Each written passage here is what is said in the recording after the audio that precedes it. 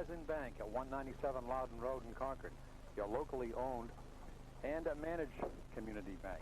Member of FDIC.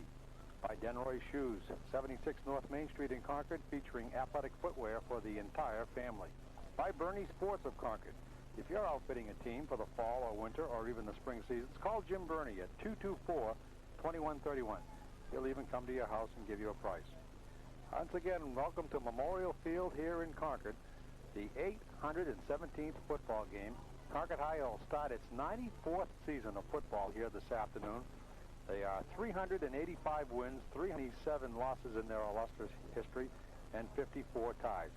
And out of those 816 games, not one against today's opponent. First ever meeting between Bishop Guertin High School out of Nashua and the Concord High School Crimson Tide. Both 4-4 last year. Concord High finished percentage points ahead of the Cardinals of Guertin. Concord finishing 8th, the final playoff spot. BG finishing 9th. Do they come in here even? Well, I'll tell you, you're going to have to leave it up to the Saturday afternoon quarterbacks as to who has the edge here this afternoon. I can tell you a year ago, Bishop Guertin beat Dover and Concord lost to Dover. Concord beat Exeter and Guertin lost to Exeter. So, you know, on paper, they really were even at 4-4. But that was last year's teams. This year, both these teams come in with brand new talent, brand new attitude. Beautiful day to open up this season. 2 years ago, Concord was 10th on its way to a state championship team. Gert 5 under a new head coach, John Perrault. John Perrault, he's from Massachusetts. He took over a football program that was really down. It had only won one game in the previous 2 years before his arrival. But he seems pretty tough, and I had a chance to talk to John Perrault just a moment ago. Coach, first of all, a very warm welcome to the capital city. First time for Bishop Guertin, and John Perrault is the head coach. Nice facilities here for you. Very, very nice. Thank you very much for the kind welcome. It's the first time in my life I've ever been in Concord. I live in Massachusetts. Very pretty, very nice facilities here. We're very impressed. The third year at the helm for you, the year before you took over, Guertin was 1-7, and you've turned it around a little bit. 3 wins your first year, 4-4 last year, and it's coming along pretty well this year. What do you think? Well, we have made some progress. This year is going to be kind of a critical year for us because we had a lot of kids graduate from last year's team. We had 16 starters out of 22 graduate. So we've got some young kids that we're looking at that've got to fill some pretty big shoes. I really don't know what to say at this point because we have so many inexperienced players in critical positions that, you know, we're going to have to see them under combat conditions to see what they're going to do. One of the reasons Guertin and Concord are meeting for the first time in history today, Coach, is the realignment. You weren't part of it. You came in your first year with a new 18-team division in Class L, and 3 teams come on the schedule, 3 teams go off the schedule. Are you comfortable with this kind of a setup with 18 teams on the schedule? It hasn't really bothered us. You know, as I say, it's the only thing I've ever been used to since I came here to New Hampshire. I think that Guertin is probably a marginal team in terms of enrollment as large school classification is concerned, but I think there's no reason why we shouldn't be a competitive team in Class L football. As I say, last year we were 4-5, and 4 of our losses were by a total of 15 points. So that we had a competitive team last year. I think we'll be competitive this year in defense. I think the big question will be what our offense is going to do. The schedule wasn't too kind to you. You come to Concord, then go to Portsmouth, then play Spalding, and then Londonderry. First 4 games. That is not very kind at all. Well, it seems as if everyone's saying we have one of the hardest teams, hardest schedules in the state. But, you know, you don't really know until you tee it up and start playing. I went to Portsmouth last night to scout Portsmouth and Pinkerton, and, geez, it was 34-0 at halftime. So that, you know, Portsmouth didn't seem really, really strong at that point. So you just don't know. We saw Concord in a jamboree, and we were impressed with them. They played Salem in the jamboree we saw, and they seemed to be able to score pretty well. You just don't know what's going to happen. You don't know how hard your kids are going to play. You don't know. A new team like this with a lot of inexperienced kids, they could all grow up and become men instantly, or they could all go downhill, too. You just don't know what to expect until you get out in the field with the other team. Coach, there's preparing for the opener, and then there's preparing for Jack Gaddy in the T formation. How are you going to defend that thing? Well, that's a real good question. You know, I had never seen the T till I came to New Hampshire last year, and we saw it was Trinity and someone else, I think. And evidently this guy is the master of running the thing. So, you know, I just don't know what to say. We are going to change our defensive scheme a little bit. Historically, I've always been a 52 coach, and I believe in that defense. I think today you're going to see us in slightly a little different alignment, maybe a little more of a 53 type look, and maybe a little closer to the line than we would usually play. But, you know, if our linemen can't defeat their linemen, then it doesn't make any difference what kind of an alignment you're in, you know. We want our linemen to get a standoff or to defeat their linemen, and if they do that, then I think the rest of it will fall in place. I'm hearing from the Concord people that the Guertin can throw the ball. Will you throw here today? Well, I believe in throwing the football. We threw the ball quite a bit last year. We had a senior quarterback since graduated, Rick Klampka. Our quarterback this year, who he's a senior, Steve Ulisny. We don't know what he's going to do under fire. My normal game plan always is to throw the ball at least 20 times. Wow. Okay, we want to throw the ball 20 times, maybe run it 30 or 40. You know, we want to have that kind of mix every single game. So we intend to throw the football today. Whether we will be successful throwing the football remains to be seen. We have not had throwing it in preseason.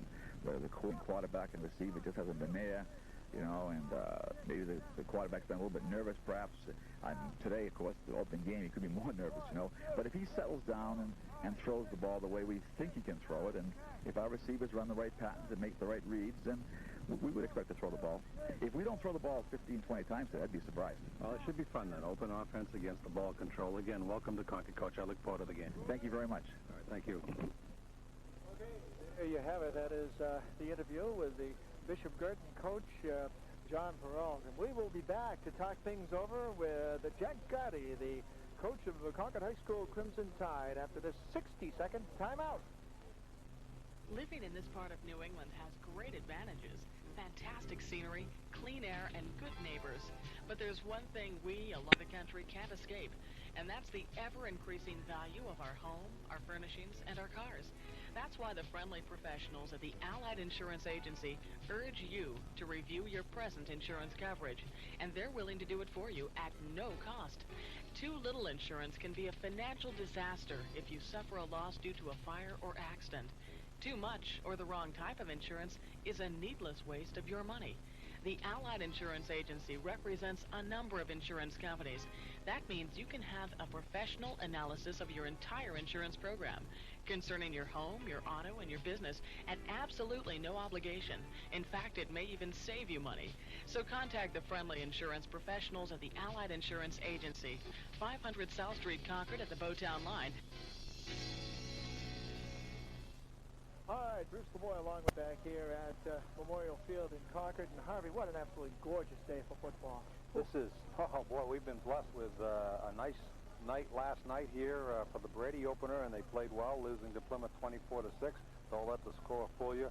And this afternoon, it's picture perfect around the capital city as the Crimson Tide prepare for their 94th season opener. That is just some kind of history and tradition of Concord High football. Coach Jack Gotti is starting his 6th year at the helm, his 17th overall, his 6th year at Concord High. He's 35-16 in those 5 years, 2 titles and a runner-up. Coach Jack Gotti.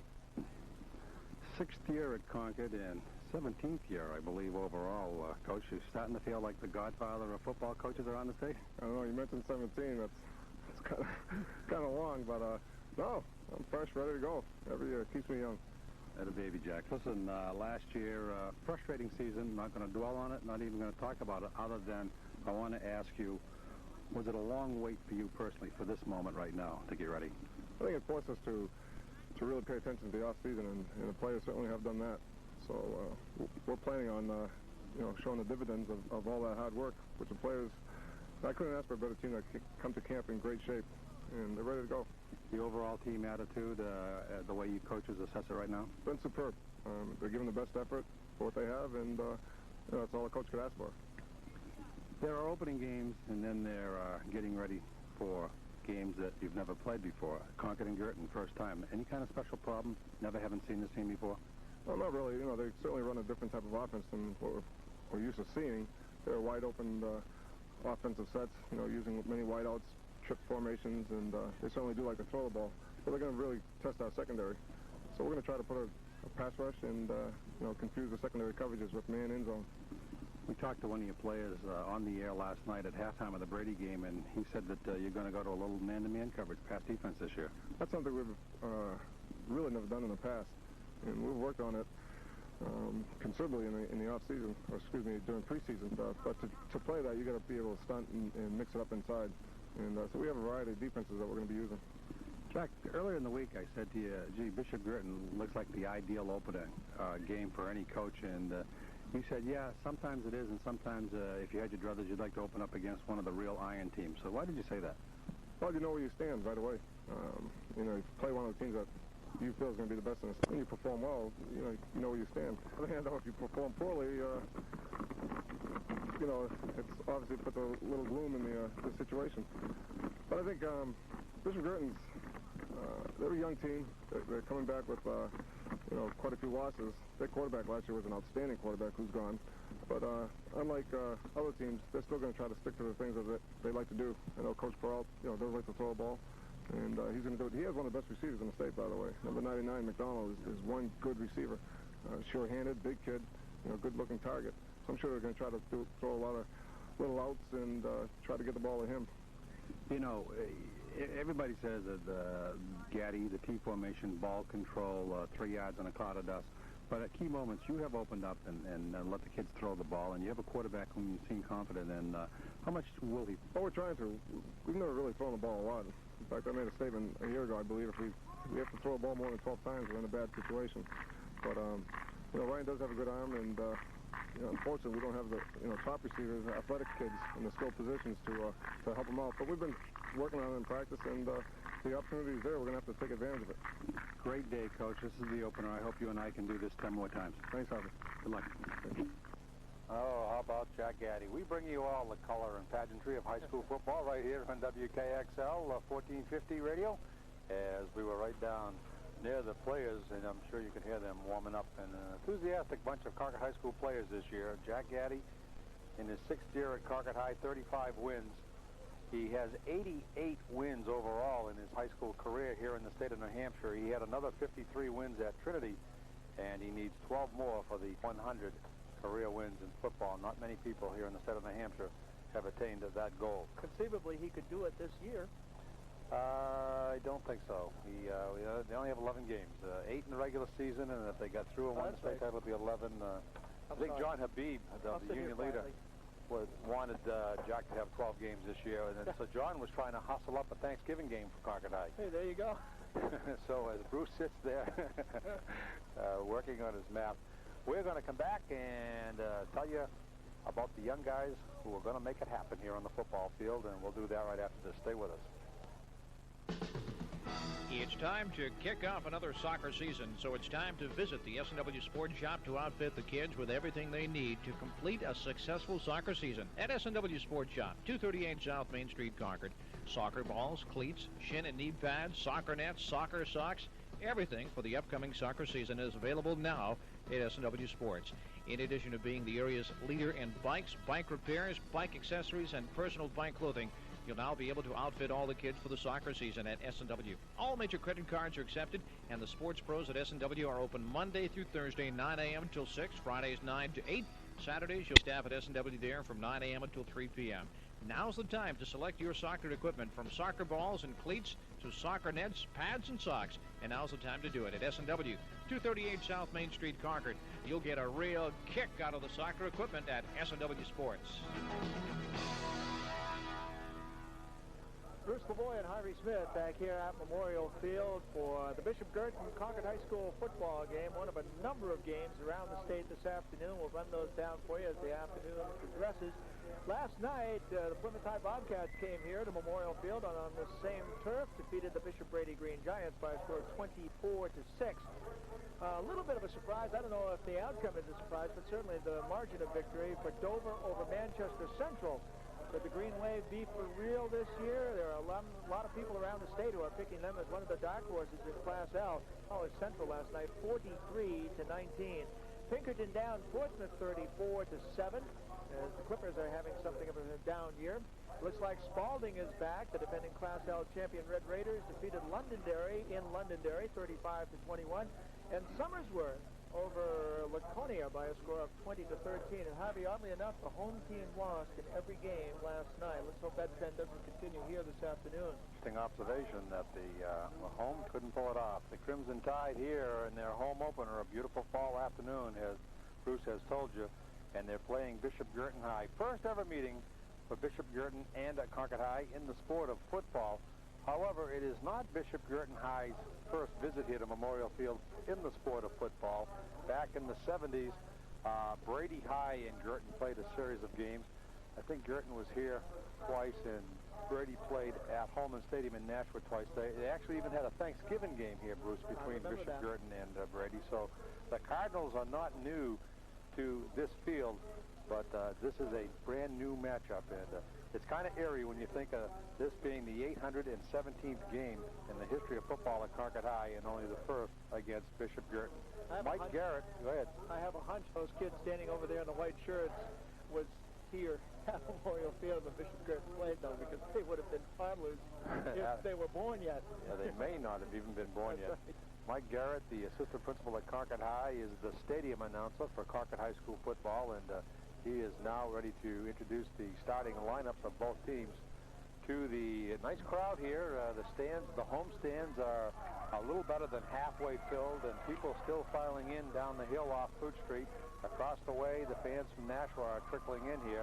On offense this afternoon, the Crimson Tide, brand new lineup here in 1991. On the ends, a sophomore, Blake Savoy, 6 foot, 190 pounds, and Gary Gott, 6'1", 171-pound senior. And I am just itching to say, look at the pass that Gott caught. And I just hope, be ready if he catches one today. They've got some experience here. Old Ogie Young, 6'4", 240 pounds. He's a good one. And Eric Woods, another senior, 6 foot, 216 pounds. Also an experienced pair at the guards here. Really outstanding depth and talent in the line this year. Tom Marshall, a 5'10 senior, 195 pounds on the left side, and Dave Lossage, a 6'1", 190-pound senior on the right side. In the middle, yet another experienced lineman, 6 foot, 198-pound senior John Forrestal. In the backfield, that's where it gets brand new here. At quarterback, a junior, Ryan McGonigal, 6'1", 190 pounds. Ryan got baptized last year halfway through the season at Spalding. And if you remember, Bruce, that was a long night for a young rookie sophomore quarterback to break in. 54-23, I believe the final score was Spalding. At the halfbacks, Andy Milliken, a 6'1 senior, 188 pounds, and Matt Ekstrom, a 5'10 senior, 170 pounds. And at fullback, Mike Mayo was the scheduled starter. He's got some experience. He's been running that football for the last 2 years. He scored 4 touchdowns his sophomore year and 7 last year as a junior. But he has been sick this week. He slated defense, and will probably see his position filled by Don Ross or Shane Stafford. One of those two will probably get the nod, and they'll just use Mike on defense here this afternoon. So that's the starting lineup for the Crimson Tide. We're going to kick off this Class L competition right after this timeout. Stay with us. Today, all you really need is one bank. One full-service, all-service bank. And that's Horizon Bank and Trust in Concord. At Horizon Bank, they can help you with all your banking business. No need to run from bank to bank trying to transfer money from one account to another, or have your savings account at one bank and your equity loan at another. Horizon Bank has the products and services to fit all your banking needs. They offer economical checking accounts and high-yield savings plans. They can help you finance a new house or use the equity you have for home repairs or educational expenses. They have credit lines and credit cards use, and they can provide for the financial needs of your business, too. More importantly, at Horizon Bank, they have knowledgeable people with the time and the desire to help you plan a financial program that's right for you. Banking at Horizon Bank can make a big difference. They're building their reputation on it. Horizon Bank and Trust, 197 Loudon Road, Concord, member FDIC. Back here out field, and the captains are meeting at the fifth line now, trying to decide who's going to do what to lead off this ball game. We do want to mention the new scoreboard here at Memorial Field again here in 1991.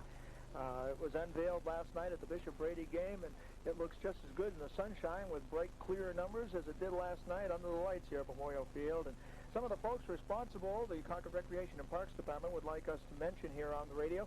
Concord High School Quarterback Club, the Bishop Brady Boosters Club, the Concord Pop Warner Football Program, and Bob Hines and the bunch up at the Coca-Cola Bottling Company of Belmont, who were so instrumental in getting this brand new football scoreboard here at Memorial Field ready for the 1991 season. It really is a corker, Harvey, and it worked very well last night. We trust it will again today as well. Concord High School has won the toss and deferred to Guertin, letting Guertin make the choice as to whether they want to kick off, receive, or take field position. So the Crimson Tide deferred over to Guertin. Guertin High got the choice from the officials, and the official is telling us now that Guertin will receive the football. So Concord's going to kick off and play defense here to open up this 1991 campaign, and Guertin's going to go on offense first. Well, how fitting for a coach that stresses defense the way that Mr. Jack Guertin does here at Concord High.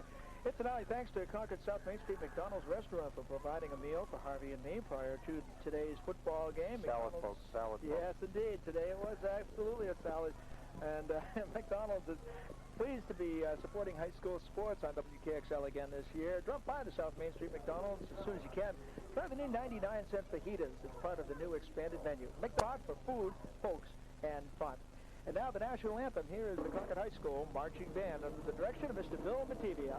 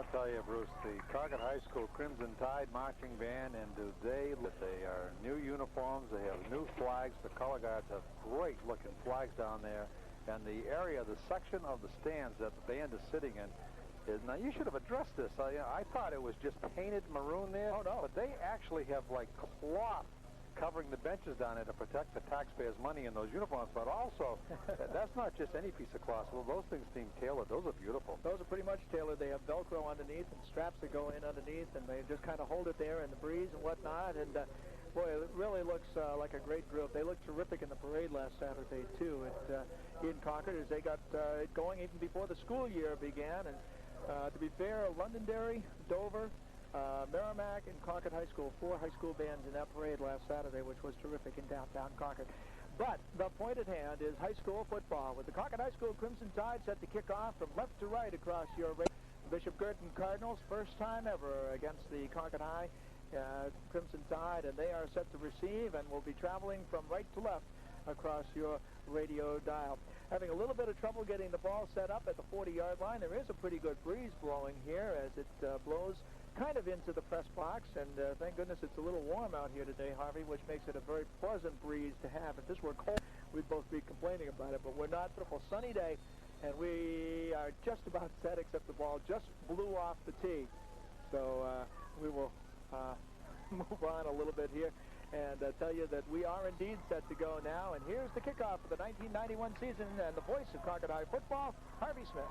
All right, Bruce Lavoie, thank you very much. Garrett Stump, 5'7" senior, gets his foot into the ball, and it's coming down to Guertin inside the 5, down near the goal line. He steps on the back line. Coming back out is Greg Colsifer. He gets hit at the 10. He coughs up the football, and Concord recovers the football inside the 10-yard line. What a break for the Crimson Tide right there. I thought he had stepped into the end zone, as did you, Harvey. He's in the far corner. I thought he carried it in there, Bruce. He didn't, and Concord will take over with a 1st and goal on the very first play, recover the Guertin fumble, and they are on the 9-yard line. And boy, I'll tell you, talk about being set up in shape right up from the get-go. Somebody put a hit on Greg Pulsiver of Bishop Guertin, and he coughed it up at around the 10-yard line, and a Concord High special teamsman put it down on the 8, and Guertin did retain possession. They're going to go on offense first. It was an inadvertent whistle on the Concord High recovery. Guertin has it. Spread offense from their 8-yard line. Fullback trap up the middle. Running room goes Pulsifer. He's at the 10. He's at the 20. Out over the 30. One man to beat at the 50. He makes a cut at the 40. He's at the 30. Hauled down from behind at the Concord High 20. He almost broke one here, folks, for 92 yards, but he was hauled down from behind. What a great open field run by Bishop Guertin on their first play from scrimmage. And the Cardinals advance the football. Concord High territory. They spotted at the 22-yard line. He was just out of the reach of the Concord defenders, too, as they were chasing him down the football field. And all right, the Cardinals in an I formation. Flankers wide on both sides. The linemen in tight, but they do spread that out. Ryan Labrie and Don Sullivan are the backs behind Steve Ulisny. Ulisny is back. He fakes it. He gives it to Don Sullivan. Sullivan goes across the right side, dances 2 yards, slashes right, and makes it up to about the 20-yard line. It's amazing how fates and fortunes turn just that quick in the football game. I mean, we've played just a minute and 11 seconds, and already we thought the Concord had the ball on the 9. It turned out well, the Concord kids changed personnel a little bit there, and then the offense headed back off quickly, and the defense went right back out there. As the official says, the Guertin kid had it, and the Concord kid stole it at the bottom of the pile. I guess so. 21-yard line, 2nd and 9 for Guertin. One lone back, Mike Elias, is behind the quarterback. He gets the call, comes right up the middle, makes a cut at the 30, at the 20, down inside the 10, tackled at the 2-yard line. Whoa, what a nice-looking run right there. And another first down, and it will set up a 1st and goal for Guertin. Their second first down of this, and they are at the 2-yard line. 1st and goal for Guertin from the 2, and in 3 advances of the football, they have gone well over 90 yards here. Capitalized with a big play was that 72-yard run from scrimmage. Wow. If you just joined us, Concord High and Guertin opening up the 1991 Class L football season here at Memorial Field today. Guertin has the football at the Concord 2. 1st and goal to go. 10 minutes to play, first period. One lone back. Don Sullivan gets the call. Right side into the end zone. Touchdown, Bishop Guertin. And the Cardinals out of the Gate City draw first blood here at Memorial Field as they take a 6-0 lead. Don Sullivan, a 5'6" junior back, slashed off right tackle. Got a terrific block from All-State guard Todd Kelleher, a 6'2" senior, whom the coach called the best football players in the state of New Hampshire. And Todd Kelleher threw a great lead block. Took out Blake Savoy and Tim Thompson. And going for the extra point is Mark Valancourt. Quarterback is back at the 10-yard line. The snap of the ball. The ball is down. Valancourt puts his leg into the ball. It's up. It has the distance. It's good. And the Cardinals are on topping with their kickoff to come. Stay with us here. 1450 Radio. We'll be right back. The area's family footwear center, Denroy Shoes at 76 North Main Street in downtown Concord, invites you to the locker room. It's the new locker room at Denroy Shoes, and it's chock full of great Nike footwear and Nike clothing. The locker room at Denroy Shoes has Nikes for men, for women, and for children. The locker room at Denroy Shoes has Nike gym and book bags, Nike hats, Nike t-shirts, Nike sweats, and cool, comfortable Nike nylon jackets and pants. You'll love the selection, and you'll find the values outstanding. Of course, for athletic footwear, the locker at Denroy Shoes just can't be beat for selection. Men and women can choose a Nike shoe for every athletic activity, from walking to cross-training, from tennis to basketball, from cleated to running, from force to the Nike Air.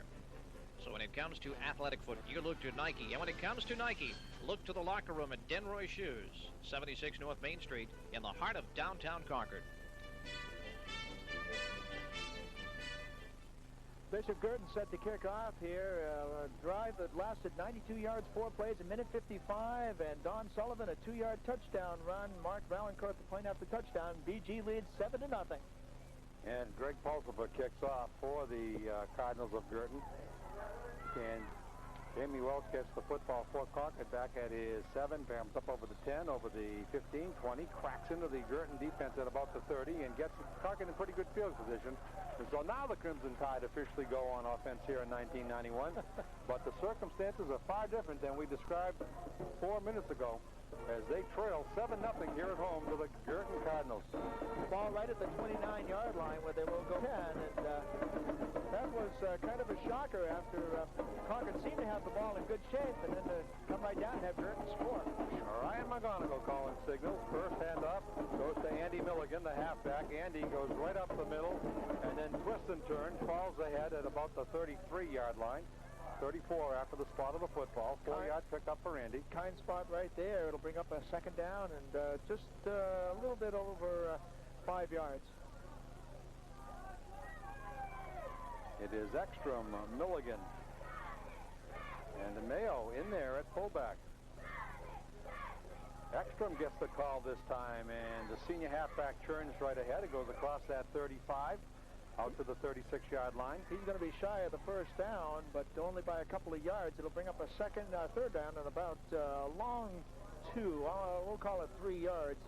I'll say Mr. Mayo made a great recovery just from last night when he was here with us at halftime of the Brady game. That's right. He looked like he was a little under the weather last night, but you know, there's something about a football player. They seem to get up for the big games, and this is a big game. Any season opener is. Big down here. 3rd and 2 for the Crimson Tide from their 37 early in the ball game. Goes to Milligan. Milligan breaks in across the 40, the 50. He's got a long gainer down to the 40, inside the 45 to the 37-yard line before he's brought down by Bill McCauley, the safety in the last line of defense for the Cardinals right there. What a nice run by Andy Milligan. 25-yard pickup for Milligan. Down to the 35-yard line where Concord is in business, 1st and 10. Ryan McGonigal, a junior quarterback, calling signals. John Forrestall, the senior center, under him right now. Everybody's in tight. The give is to Matt Ekstrom, and he churns straight ahead, and he's almost down to the Cardinal 30. Nice little 3-yard pickup for Matty right there. So the T formation, Bruce, and the Gaddy scheme of things starting to roll down the field a little bit.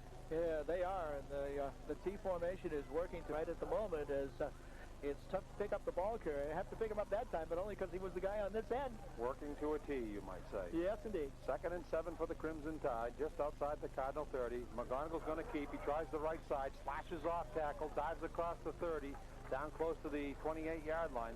Nice little pickup there by McGonigal over the right side. Just kind of tried to split out wide, and he was tackled just shy of the 6-yard line.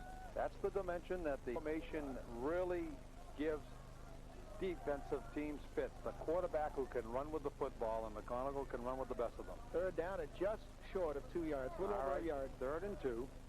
Outside that 25-yard line. Milligan gets the call, slashes off left tackle, dives ahead. I think he's got the first down. He does have the first down. No measurement. Andy Milligan went off the block of Og Young and Tom Marshall on that left side, and the 2 seniors led their senior halfback classmate right up to the first down to the 22-yard line. Needed 1 yard. He picked up 5 on the play. 1st and 10 for Concord as they are moving the football. 2nd first down of the 1st quarter. Just under 7 minutes to play here in period 1. Concord trails 7-0. Straight give, fullback trap right up the middle. Mayo has the ball, and the stop inside the 20-yard line at the 19. I see that time I did not pick up the ball carrier at all. I was watching everybody except who had the ball. And, chances are, Bruce, I've learned this covering Jack Gaddy teams over the last 5 years. If you can't tell who's got the ball, 90% of the time the fullback has it. Okay. The play's designed like that. 19-yard line, 2nd down and a short 8. The give this time is to Milligan. He goes off the left side again. He gets about 3 more yards, and Jack Gaddy seems to be relying on the blocking of Og Young, a 6'4", 240-pound senior tackle on that side, and Tom Marshall, one of the co-captains, a 5'10" senior guard. And those 2 guys have been really blocking here in this drive. I'll tell you what, when you got a guy of the size of Young, you're going to depend on him a whole lot. 6'4" and 200 and something. Whoa. All right, Concord High has 2 shots at down there. 3rd and 4. The ball is just on the 15-yard line. And there's a mix-up in the backfield. McGonigle's going to keep. He's going around the left side. Marshall throws a lead block. McGonigle dives for whatever yards he could get. He was trying to get to that 10-yard line. If he spotted where he fell, he's got the first down. We'll see. He does. First down, and I think Ryan McGonigle made something out of nothing right there, because there was a very bad mix-up in the backfield as three kids collided, and he just kept his feet and his presence and scooted around the end for the first down. Well, it's called adjusting. They're just outside the 10-yard line. They can get a first without getting a score. That is correct. First and 10 from the 11-yard line for the Crimson Tide. They give us to Mayo, the fullback. He knifes ahead for a couple of yards. One right up over the block of John Forrestal, the center, and Dave Blossage, the guard on that right side. That fullback trap play, quick hitting, and Mayo gets 2 yards, and the ball now is inside the 10-yard line, down to about the 8. This is going to be tough territory as far as the Guertin defense goes. This is where they've really got the stuff to set up and suck it up, if you will, and really... Concord High trying to finish off a long drive here at Memorial Field and get their first touchdown of the campaign. Diving straight ahead is Matt Ekstrom down to about the 5-yard line. And now it's going to bring up 2 interesting calls. It's going to bring up a 2nd and 6 for the first down. 3rd and 6 for the first down and 3rd and 7 for the touchdown. They are not very generous on that spot. They put it back at the 7, so a gain of only 1 yard on the players. Harvey said it's a 3rd and 6. And 3rd and 7 for the TD. 4.5 minutes left here in the first quarter. 7-0 Guertin leading, but Concord knocking on the door. Concord needs 3 yards on this carry and 3 yards on the next carry to try to divide the responsibility equally. T formation is tight right at the 7-yard line. It is a pitch. Mayo's going to try the right side. Cuts in off tackle. Gets the 5, and then he gets hammered to the ground. And he got met rudely by Tom Bingham, a 6'2", 235-pound defensive lineman. And Coach John Peralt, Bruce, told me off the air that he considered Tom Bingham the best football player in the state of New Hampshire. One of the guys that we were told to look for today, and he made that stop right there, and Mayo's head bounced on the turf as he landed. He was hit very hard. So it brings up a 4th down and 4. They are at the Guertin 5-yard line. Will he throw here, or will they try to run it around the end? Let's look. T formation right at the 5-yard line. They're going to run it. Milligan has the ball. Nope. McGonigle keeps. Goes around the left end. He's screwed. Touchdown. Concord High. And McGonigle. Great fake to Andy Milligan, the halfback, diving into the line.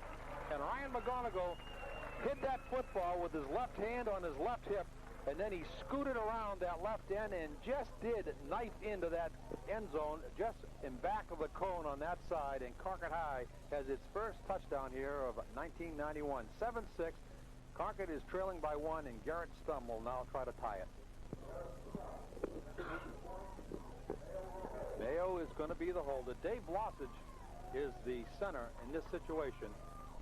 So Blossage is the center. There's the snap. Mayo puts it down. Stum puts the ball in the air. It has the distance, and it is good. And we are tied at 7-7 with 3.5 to play here in period number 1. Come back and join us. Now's the time. Sports teams for the fall season, and Bernie Sports in Concord can make it easy. Instead of traveling all over the state, let Jim Burney come to you at your home or office. He'll show you the latest in uniforms, sports clothing, and equipment. Hi, I'm Jim Burney. At Burney Sports, shopping is easy because we come to you. So if you're about to outfit your sports teams, give Burney Sports of Concord a call now at 224-2131. That's 224-2131 for Burney Sports. We are all tied at 7-7 here at Memorial Field in Concord on this gorgeous Saturday afternoon. The home opener for Concord High School and the opener period for the Tide in 1991. And we have a brand new and shiny ball game, 7-7, following a 13-play, 71-yard drive that lasted 5 minutes and 22 seconds. A patented T-formation drive. 5-yard touchdown run by quarterback Ryan McGonigle over the left side. Garrett Stum the point after touchdown, and we are tied at 7-7 with 3.5 minutes left here in the first quarter of play. And Harvey, that was an exciting drive. How many first downs in that drive? In that first down, there were 3 first downs along the way to travel those 71 yards. Classic. Grinded out football. Nice going on that. That's what I like to hear, folks. There's a crack stat man telling you 5 minutes and 22 seconds. Concord High hung on to that football. And I think kind of a precious drive, Bruce, because this is a brand new season. This is a brand new team, new kids, and they're trailed. I mean, they got the football and they're behind 7-0. Here's Garrett Stum now. He's going to kick off for the second time here this afternoon. Gets his foot into the air. He's going to fall down at about the 17-yard line. He comes to Peralt right there. He rushes up to the 20, across the 30, out to the 40. And I'll tell you, running these kickoff backs, Guertin High, they scare every time they get the ball. Boy, that's the truth. 3 possessions, 2 by Guertin, 1 by Concord, all via the kickoff route, as each team has scored when they've had the football, when they've had the opportunity. They've made the most of it. They're at their own 40-yard line, the Cardinals of Bishop Guertin, 1st and 10, going from right to left. Steve Ulisny. You well know I try that one at home, folks. Steve Ulisny, a 5'11", senior quarterback at 165 pounds. One lone setback. Don Sullivan behind him. Everybody's up on the line for a pass. Sullivan gets the call, tries the right side, gets 3 yards before the defense can close down on him on that right side. It'll bring up a 2nd and 7. I'll tell you what, if Bishop Guertin is going to put the ball in the air, they ought to be doing it soon. That is their 7th play, or rather their 5th play. Let's try that again. That is their 6th play of this first quarter, and they have yet to put the ball in the air. And this is a team that throws how many times a game? Well, when you have a kid who ran at 71 yards from the line of scrimmage, 20 yards from the line of scrimmage, and then a 2-yard TD plunge, no need to put it in the air yet. Concord's not stopped that running game. 2nd and 6, as you say. I grant you that's a detail, but just a minute one. I formation. And Sullivan gets the... Again, he goes off that right side, slashing as he gets across the line of scrimmage for a couple of more yards. Tom Bingham, the man that we talked about as being the best player in the state, according to his head coach, John Peralt, is the center. And Todd Kelleher, another all-state lineman, is the right tackle on that side. And the coach seems to rely on those 2 guys for straight-ahead blocking. This is where we'll probably see a pass at 3rd down and go from their own 47-yard line. That's a long, shy of 4 yards. We've played almost 10 minutes of football. I think my partner wants a pass thrown. There it is. First pass, slashing in from the right end position from the 50-yard line is Matt Noak, and he catches the football and gives Guertin a 1st down. Noak was flanked wide out on the right side, or left side, and he just diagonally headed toward the middle of the field, and the quarterback, Steve Ulisny, put it right into his hands. 7-yard pass play, and good for the 1st down. You feel better now? I didn't say he had to complete it. I just said put it up. Okay. 7-7 is the score. Concord High and Bishop Guertin, if you just joined us here from Memorial Field, 1.5 minutes to play, period number 1. I formation for the Cardinals. They are in Concord High School territory. Flankers on both sides. Sullivan gets the call, gets to the line of scrimmage, and then he hesitates, and that was a mistake. Tom Marshall put a hit on him that he won't forget for a while. Did you see the speed Sullivan was traveling when he got that ball? I mean, 2 steps, and he was at full speed to receive that ball. But then he hesitated just about the line, and as a matter of fact, gained just about a half a yard or so. We're going to call it at the 45, a 2nd down and 9. Sullivan had that 71-yard run from the line of scrimmage. But Guertin's first play from scrimmage came from their own 8-yard line. 1 play later, they were down inside Concord's 20. I mean, it was an amazing run. All right, 2nd and 9 for the Cardinals. Half a minute to play, period number 1. 1 lone back, that's Sullivan. Everybody is flanked out. Triple trip on the left side. Sullivan gets the call, and he's tripped up right at the line of scrimmage. And the Concord High defensive front line starting to become animated, and they're starting to make some hits down there, Bruce. Boy, did they have that one sniffed out, too. It drops them back to the original line of scrimmage. 3rd down to go, and there were 4 Concord players in the backfield when Sullivan got the ball. Tim Thompson and Andy Funk are the 2 interior linemen on that defensive line for the Tide. Dave Lossage and Blake Savoy are on the ends. Backing up inside, Tom Marshall and Andy Milligan. And on the corners backing up, Jamie Welch and Mike Mayo. 9 of these Concord High kids are playing 2 ways here this afternoon as the period comes to an end. And we'll tell you, Concord and Guertin out of Nashville are tied at 7-7. We'll be back with the 2nd period right after this. Stay with us here on the radio. Here's an offer that you can hardly refuse. It's an offer to have your home, auto, or business insurance reviewed by the friendly professionals at the Allied Insurance Agency. How much will this complete insurance review cost you? Not 1 red cent. That's right, the Allied Insurance Agency will provide a professional analysis of your present insurance at absolutely no obligation. Incidentally, when was the last time you checked your insurance coverage on your home, automobiles, or business? Conditions change, you know.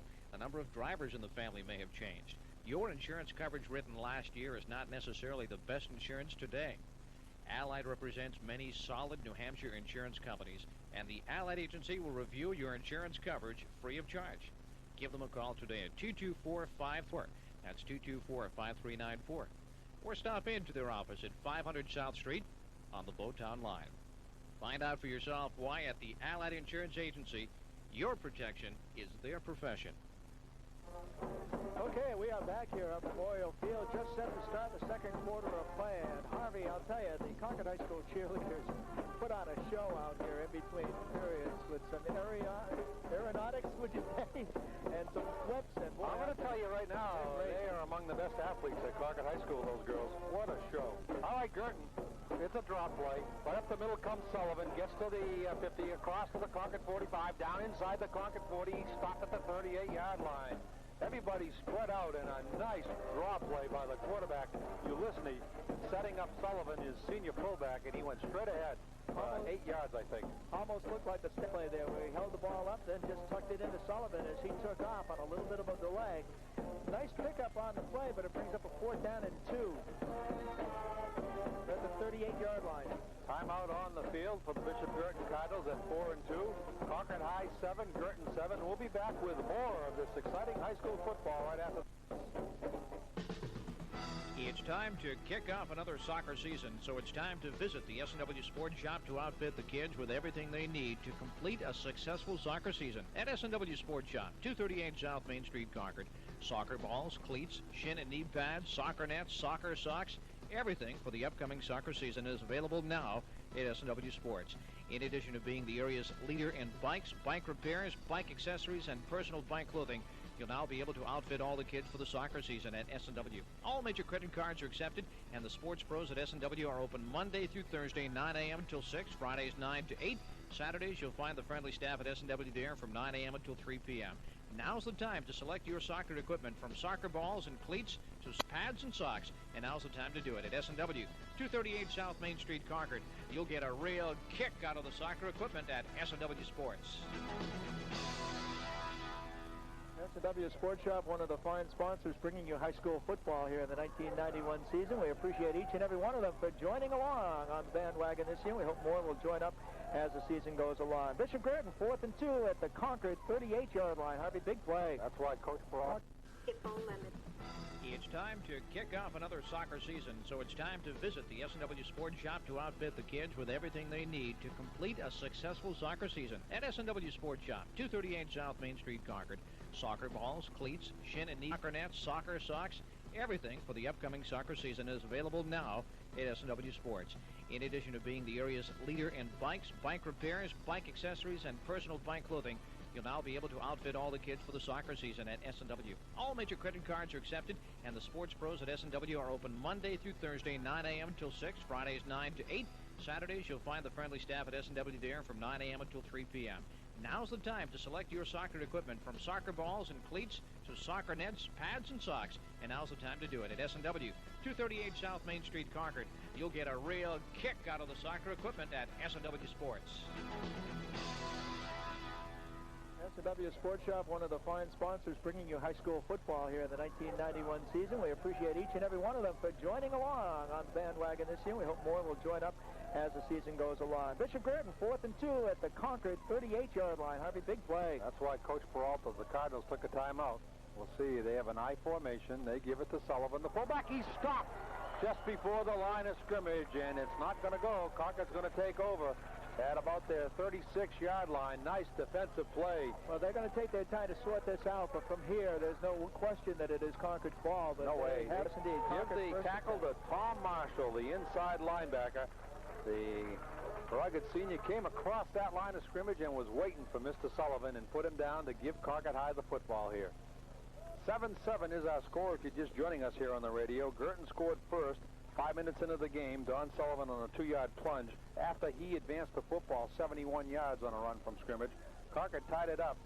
5.5 minutes later, Ryan McGonigal on a 5-yard sweep on a 4th and 5 play. Concord at their own 37-yard line with a 1st and 10. And straight ahead goes Andy Milligan, and he twists across the 40 to pick up 2 extra yards after he was stopped. He was hit almost right off the bat as he came through the line, but as Harvey said, twisted and turned and picks up another a few yards out to the 41-yard line, and that is a pickup of 4 yards on the second down and 6 for Concord from their own 41. Next Friday night, Concord High will host Londonderry. Remember them, everybody, from 2 years ago? They'll be here next Friday night. We'll talk to Tom Sawyer, the head coach, at halftime this afternoon. Stay with us for that. They give us to Andy Milligan again, and he turns ahead. He breaks a tackle at the 45, goes across, and heads up toward the 50 before he's thrown back. On a second effort, Milligan brings that ball close to first. They're going to have to look real close at this because this is right smack dab in front of us. I say they have it. I would say so, too, but they are going to call for a measurement here. They're going to bring the yardsticks all the way from the far side over here to the near hash mark, and we'll see just, I've got binoculars with me this year, and if the referee would take one step to the left or the right, I'd be able to see exactly how close they are. There he goes. He takes a step to the left. You hear the fans whooping up down below. Concord has it by the full length of a football plus 2 inches. That ball is right on the 47-yard line, which is right where my vantage point is, and I really did have a good view of it. The Concord High cheerleaders are throwing footballs to the packed home stands over here, and that's always a delight for the fans that turn out to support the Concord High School programs. Okay, it's the 4th first down of the ball game. 1st and 10 for the Tide. 3 yards away from that, and the sweep goes to Ekstrom. He tries the right side and gets a couple of yards. That was Shane Stafford on the carry. 5'8" junior getting some running time out there. I'm told that Jack Gaddy has a stable of backs who are eager to get in there. He started Mayo at fullback, Ekstrom and Milligan, and now we see Shane Stafford in there. And the ball will pick up a 1 yard on the play, 2nd and 9. They're at their own 49-yard line. And Jamie Walsh now lines up in that backfield here with 9.5 to go in the second half. The ball goes to Matt Ekstrom, 5'10" senior back, knifes across the 50, and they're into Guertin territory now. And 2nd down, 3rd down, and about 2.5, maybe 3. Nice pickup by Matt down to the Guertin 45. Matt is a good all-around athlete, outstanding at the Concord High School, and a good defensive back here for the football program, as well as a good running back. 3rd and 3 from the Guertin 45 for Concord High School. T formation from that 45 that Bruce talks about. The Cardinals are in a 6-man defensive front, trying to stop the T. Milligan gets the call, goes straight ahead, and they're not going to get the first down as the Cardinals, Tim Jones, 225-pound interior senior lineman, put a hit on the Concord High runner right there. Forward progress is going to take them down to about the 43.5-yard line. Concord's having trouble 4th and 1. Unloading that fullback trap. 4th and 1. Another big play now in the scheme of things here with a 7-7 tie, 8 minutes to play in the half. The call goes to Ekstrom. He knifes across right tackle, and this is going to be another critical spot of the football by the men in striped shirts down there. Because the spot is going to determine who has the football when it's all over. This is going to be a referee's nut. What's your call on this one, sir? Well, the guy with the numbers over there flipped it to first, but it's going to be first either one way or the other. You got it. And I think it's going to be first going from left to right as Bishop Guertin takes over. So credit defense for a terrific stand right there to get the ball back. 7-7 here on the radio. Concord High and Guertin, the first ever meeting between these two teams in football history. 8:16 to play in the first half of play here. Tom Sawyer, yeah, that's the correct name, the head coach of Londonderry High, will be our guest here at halftime. Concord and Londonderry will renew what I think is the makings of one of the great rivalries in this state. And not only between the teams, but the bands, and we'll talk about that later, too. All right, Sullivan gets the call for Guertin, slashes up to the 45, dives ahead even further, and picks up 4 hard-earned yards. And Bishop Guertin continues to impress on the ground, something they weren't expected to do here this afternoon. That's true. They've only put the ball in the air once. It was good for a first down on a 7-yard pass, but they were expected to throw the ball a whole lot around here this afternoon. They're out to the 44-yard line, their own 44. That will bring up a 2nd down and about 8 yards to go. Puffy white clouds, those soft clouds are starting to float by here. Blue skies in the background. It's a great setting. Concord High in their home Crimson Tide uniform set their defense up at the 45-yard line of Guertin. Here's the pass. Slashing across his Noak, and he gets drilled as he touches the ball. Ekstrom, the defensive halfback, put a hit on Noya. Noak had his bells rung. He sure. The quarterback just threw into coverage there, and Ekstrom was able to see it coming all the way, and he just nailed the receiver right there. Brings up a 3rd down and 8 from the 44-yard line. I mentioned the rivalry between Concord High and Londonderry as far as the bands go. Now, they really know how to put on a halftime show in Londonderry. Trinity game a couple of years ago in the playoff, they had fireworks at halftime, Harvey, during the band show. Excellent band, and it'll be fun to see next Friday night. Concord High and Londonderry during halftime as well as during the game. And Sawyer, one of the more personable coaches in the state for any sport. You'll love him at halftime. Stay with us. I formation. Guertin moves. There's the flag. It's going to go for naught. The quarterback goes back and just cradles the ball because he knows the flags are coming. One of his backs moved. I think it was Mike Elias, the wing on the right side. Now, Mike, that was his first play from scrimmage. Mike is the starting halfback and some in practice, and it was touch and go as to whether he was going to get out here this afternoon, and he went on 1 when he should have gone on 2 right there. Well, it's a motion call against them, and Londonderry, that is, brings the ball back to their own 39-yard line, and that brings up, instead of a 3rd and 8, a 3rd and 13. So we'll probably see Steve Ulisny, 5'11" senior quarterback, put it in the air right here. Concord High's defensive secondary will be tested. Concord's tied up on the corners. 10 guys up close to that line of scrimmage, and only 1 man back at safety. That's Shane Stafford. The snap. Ulisny is back. He's going to put it in the air. He's got it out here, and there's a bump at the 40-yard line after the ball went by. The intended receiver, Brian Labrie, could have been pass interference, but the bump came after the ball was uncatchable. 4th down, and this is obviously a punting situation, and I do believe the first punt of the afternoon for the Guertin Cardinals. It certainly is for either team. Neither team has punted here this afternoon. 4th and 13 from their own 39. I got a little bit of a lump in my throat, Harvey, because when I looked up, one of the Guertin kids had the ball, but apparently he caught it on the bounce. I was watching the bump myself and see whether there was any flag thrown, whatever you want to do with a flag. All right, Steve Ulisny, the quarterback, is now back to do the punting chores for the Guertin High Cardinals. He's at the 21-yard line. 7 minutes, 6 seconds to play in the half here. 7-7 the score if you just joined us, and Guertin is assessed a penalty for too much time. And so Ulisny has to back up inside the 20-yard line now to line up. Now he comes out to about his 22. Ball placed on the 34-yard line, 4th and 18. The snap of the ball will come from that 34. Ulisny takes it, steps up, puts a spiral. Oh, it's a boomer. It is a boomer, sending Concord High back over the heads of everybody.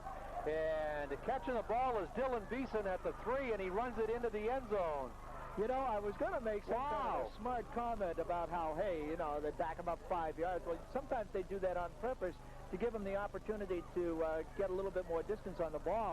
You know, I thought it was going to be some kind of a joke, but it didn't work out that way. That's exactly what happened. Now they're trying to decide whether he stepped in the end zone or not, and whether the ball... Oh, he did, because the referee threw the flag immediately when he stepped into the end zone, and now they're trying to say, are they going to bring it out to the 20? Are they going to give Concord the ball on the 1? Are they going to give Guertin 2 points for a safety? Well, I'll tell you this, the tackle of Beeson came at the 2-yard lines. It did not come in the end zone. That's right. And we'll have to see. If he stepped in the end zone, it should come out to the 20, shouldn't it? So the officials are meeting, and they're trying to sort this out. The kids from both teams are huddled around that umpiring core down there. Yeah, at the goal line. So we'll have to see where they spot the ball. That ball went over the head of Dylan Beeson, and you know what you're going to get, folks? Credit that kid. Credit that kid for at least a 75-yard punt, and maybe they'll get 76 or 77 yards. We'll have a TV replay of this. Channel 12 is here telecasting, and you'll be able to see that on Channel 12 tonight. And that was one massive punt, Bruce. And in the scheme of things, if you think back to all our broadcast experiences, we can't overlook that. That's probably the longest punt we've ever witnessed. I mean, it was a beauty. Sure was. And the spiral over his head and the bounce, and they have it 1st and 10 at their own 2-yard line for Concord High. And now too much time, or somebody is in an encroachment situation down there. Concord High kids are clapping their hands, and this is a big penalty against Guertin. A huge, huge penalty that gets Concord out of the shadow of its goal line, out over the 5, and out to the 7. What an unfortunate penalty for the Guertin Cardinals. This is the 3rd penalty on Bishop Guertin in 4 plays, Harvey. Unbelievable. 7-7 is the score with 6:57 to play in the first half here from Memorial Field in Concord. Straight running play by the Tide into the middle of the line goes Mayo, the fullback, trying to get to that 10-yard line. and give his offense a little more running room down there. Boy, that'll turn a coach's hair gray real fast, won't it? Plays like that. The ball by Guertin was snapped from its 34, and Ulysses, the punter, about his 19, stepped up to his 22-yard line and boomed one that Dylan Beeson fielded at around the 3 or 2-yard line and then ran back. He didn't actually field it. He caught up with it. It went over his head, and he stepped into the end zone, and the officials decided to put the ball on the 2-yard line where Dylan Beeson originally touched that football. Well, with 20/20 hindsight, Beeson would have been better off to let the ball go because it would have gone into the end zone, I think. However, that's why they shape a football the way they do, because you're never really sure whether it's going to take a bounce out or take a bounce in. And I think that one would have gone in from the momentum, but it's hard to tell. It's a split-second decision that he had to make. Bottom line is that Concord now has the opportunity with 6 minutes and 10 seconds left here in the first half to come up with a score here to take the lead. They have a first down, and it's at the 12-yard line. From the 12, and the flags go down again. And so I don't know who's doing the official scoring game here this afternoon, but the bottom line of that whole situation is Mr. Ulysses has to be credited with somewhere between a 70 to a 75-yard punt. And there is another penalty on Bishop Guertin. That is the second one at this possession for Concord High. 6 minutes straight up on the brand-new Memorial Field clock here. Isn't it a dandy? Oh, is that nice? Shows up so nicely in the sunshine, too. I was wondering whether it would or not, and it does. It's just as bright during the day as it is at night. Guertin with 5 penalties in the last 7 snaps of the football. Send Mayo. Concord High sends Mayo into the line in a 1st and 5 situation. And he gets 2 yards, maybe 3. It's going to be second for the Crimson Tide, and a 2, maybe 3. 2.5, we'll call it, for the first down. Ball is at the Crimson Tide at 19-yard line. It has been a very hard-fought, interesting first half of football here at Memorial Field. 7-7 the score if you just joined us on the radio. Straight running play. McGonigal keeps, tries the left side, and he's going to get thrown down at the 18-yard line. And he was handled rather rudely down there by the defensive halfback, Dave Ouellette. He grabbed McGonigal by the shoulder pads and just whipped him to the ground. McGonigal is kind of stretching his back a little bit as he's standing here near the sideline, the near sideline, talking to Coach Jack Gaddy, saying, hey, that wasn't the way we worked it out in practice, was it, Coach? Third down and 3 yards to go now from their own 19-yard line.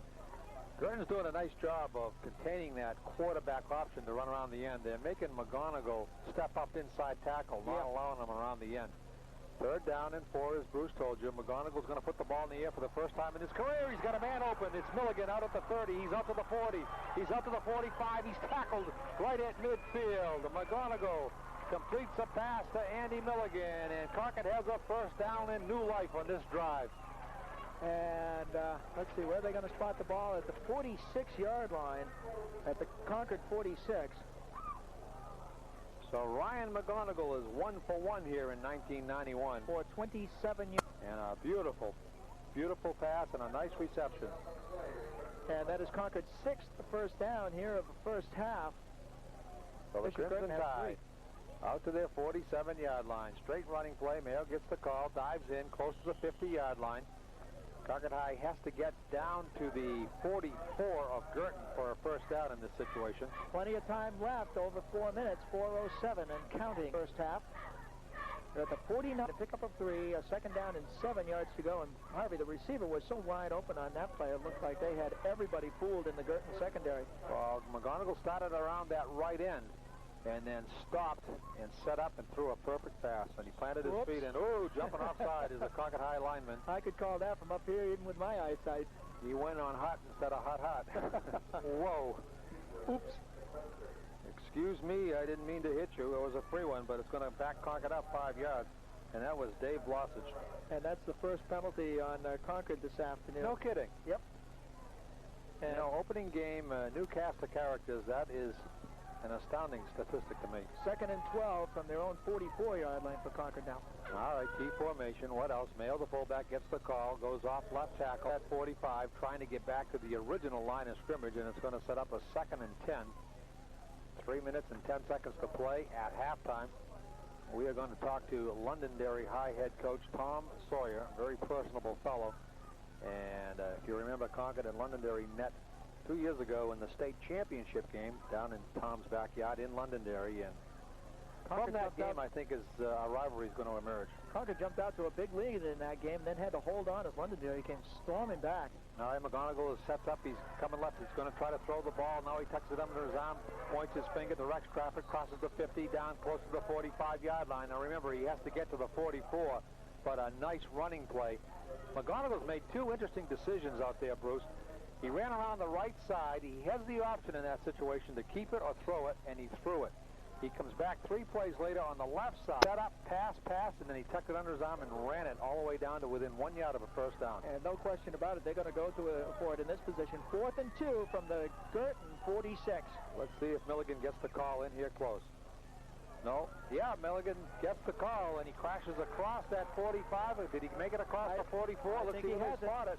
Big carry of the football down there. Yes. First down for Concord. And it was Don Ross on the carry, not Andy Milligan. Great fake by Milligan. He had me fooled, I'll admit it. Good ball handling by McGonigal Hey, it's and Ross. No embarrassment in this offensive scheme of things by Jack Gaddy to admit that you made a mistake on who the ball carrier was. He'd be pleased with that. I just want to make sure the kid that carried it for the first time gets the credit, and it was Ross. All right, Ekstrom has the ball this time, and he heads right downfield, slashes across the 40 down to the 35-yard line, and Concord High with 1:45 to play, trying to get on the scoreboard and take the lead in this game. It's 7-7, Concord and Guertin, and a holding penalty is going to back the Crimson tied up. Yeah, I was just going to say that with the Concord offense moving the way it is now, it's about time to start thinking about timeouts as they get down inside a minute and a half now.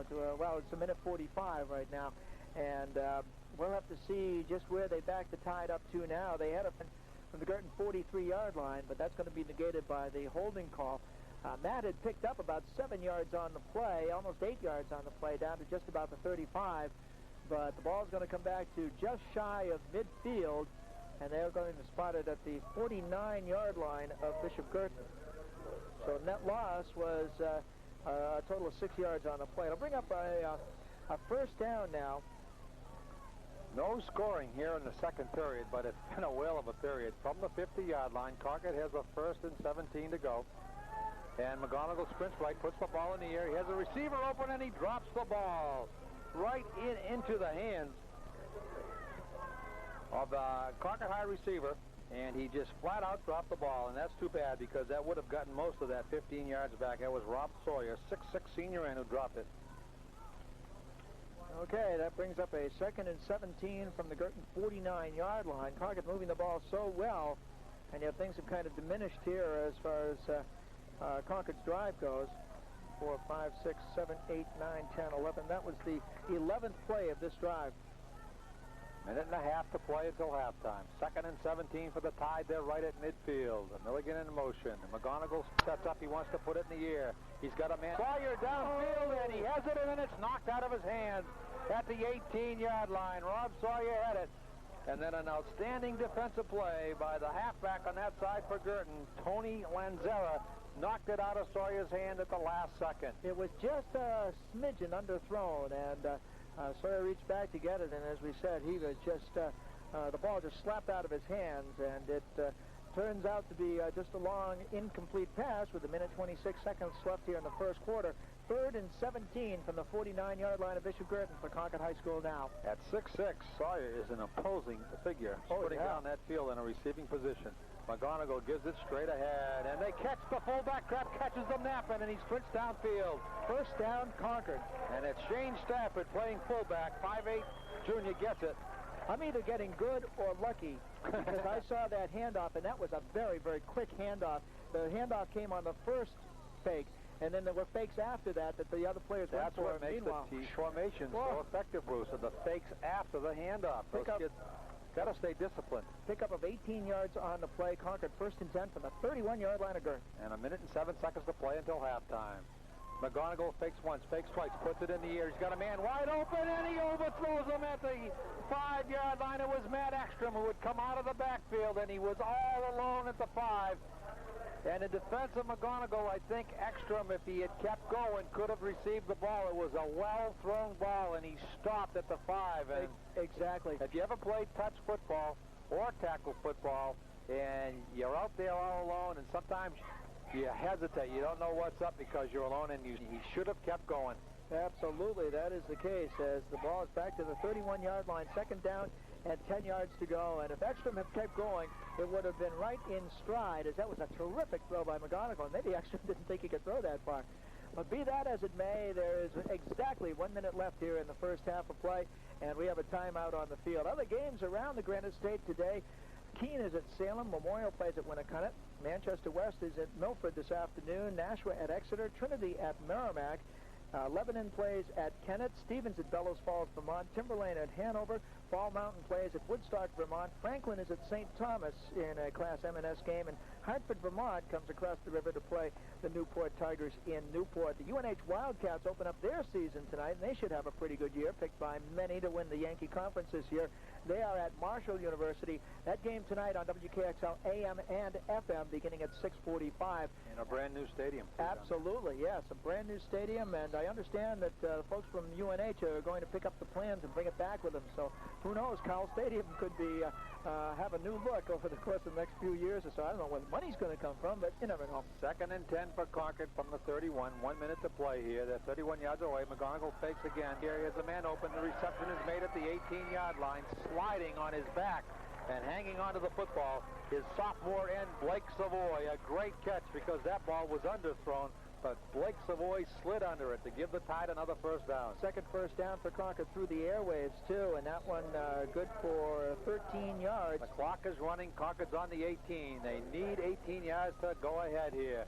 The straight give into the middle of the line goes to Shane Stafford, and the Crimson Tide are going to take a timeout, and we'll keep it right here with our halftime coming up in 35 seconds.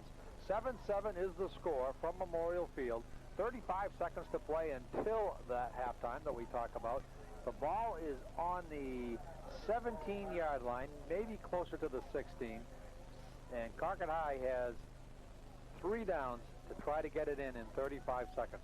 Call it a 2nd and 8. The ball at the 16-yard line. Harvey, that was Concord's 5th pass of the afternoon. 2 have gone for completions for a total of 40 yards.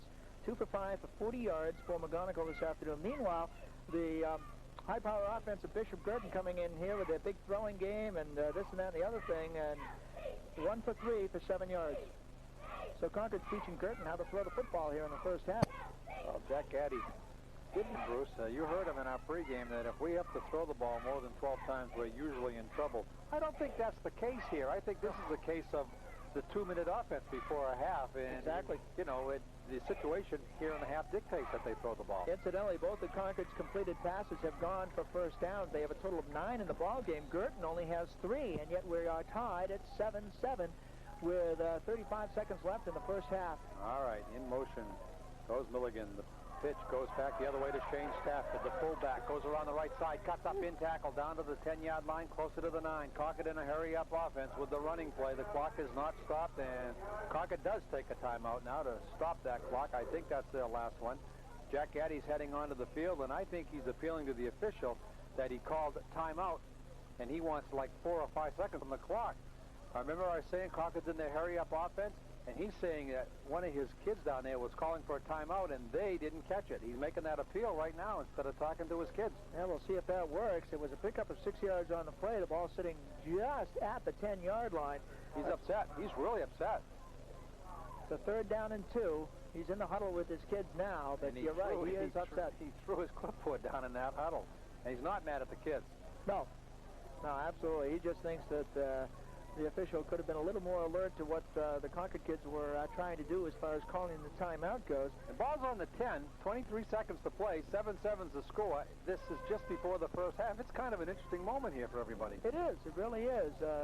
We had anticipated a pretty good football game. We were excited because it was the first game of the season anyway, and this has not let anybody down. First meeting ever, High and Bishop Guertin on the football field. Jack Gaddy is a master motivator with teenage athletes, and I'm telling you right now, that clipboard went down more in an effort to get that one shot of adrenaline into those kids here for the snap of the football here. Let's see what happens from the 10-yard line. Wing formation. In motion goes Milligan again. McGonigal fades to the right side. He puts the ball in the air. He has a man open. Touchdown! TD pass. McGonigal out here to Blake Savoy, the sophomore end. 10-yard touchdown pass, and the Crimson Tide break on top just before the half with 18 seconds to play. I'll tell you, the old clipboard trick, slam down in the huddle, worked once again. And McGonigal faked it to the fullback into the middle of the line, sprinted to his left side. He's a right-handed youngster, so it wasn't an easy transition to set up and throw that football, but he pitched it perfectly into the corner to Blake Savoy. Lossage is in there at center now for Forrestal. He snaps it back to Mayo, the spot. The kick by Garrett Stum. It's up, it's good, and the Crimson Tide take a 14-7 lead with 18 seconds to play in the half. We'll be right back. Stay with us. Today, all you really need is one bank. One full-service bank. And that's Horizon Bank and Trust in Concord. At Horizon Bank, they can help you with all your banking business. No need to run from bank to bank trying to transfer money from one account to another, or have your savings account at one bank and your equity loan at another. Horizon Bank has the products and services to fit all your banking needs. They offer economical checking accounts and high-yield savings plans. They can help you finance a new house or use the equity you have for home repairs or educational expenses. They have credit lines and credit cards for your personal use, and they can provide for the financial needs of your business, too. More importantly, at Horizon Bank, they have knowledgeable people with the time and the desire to help you plan a financial program that's right for you. Banking at Horizon Bank can make a big difference. They're building their reputation on it. Horizon Bank and Trust, 197 Loudon Road, Concord, member FDIC. Bishop Guertin are now trailing in this football game, 14-7. Concord ready to kick off, and we have a dandy drive to tell you about after we get this play into the books. 18 seconds left in the first half. Quibbling kick by Stum, trying to prevent the run back, and Guertin has to fall on it at about their 27-yard line. They couldn't get possession. There was a wild scramble for the ball. And finally, Guertin back fell. He had the backtrack, and he fell on the football. Nice squib by Stum to prevent the run back, and cuts off the clock. Can you imagine that? Now they could kick it, but now the clock is running. Guertin is just going to be content to let this clock run out. And I don't even think they want to snap the football. 5 seconds, 4, 3, 2, 1, and that's it. And the scoreboard is right on, and I guess the official time is this brand new scoreboard here. And the Crimson Tide of Concord High in their first half of football here in 1991 will take a hard-earned 14-7 lead to that Concord High locker room down below. And the Guertin High Cardinals are electing to stay out of the locker room, and they're going to retreat to one of the corners of the end zone. And 14-7 is the score. We're going to come back and talk to Londonderry High School's Tom Sawyer, the team that will be in here next Friday night. Big night flash under the lights here. The two teams that met for the title 2 years ago will meet here at Memorial Field. And we'll talk to Tom after our timeout. Stay with us here on the radio. The area's family footwear center, Denroy Shoes at 76 North Main Street in downtown Concord, invites you to the locker room. It's the new locker room at Denroy Shoes, and it's chock full of great Nike footwear and Nike clothing. The locker room at Denroy Shoes has Nikes for men, for women, and for children. The locker room at Denroy Shoes has Nike gym and book bags, Nike hats, Nike t-shirts, Nike sweats, and cool, comfortable Nike nylon jackets and pants. You'll love the selection, and you'll find the values outstanding. Of course, for athletic footwear, the locker at Denroy Shoes just can't be beat for selection. Men and women can choose a Nike shoe for every athletic activity, from walking to cross-training, from tennis to basketball, from cleating to running, from force to the Nike Air.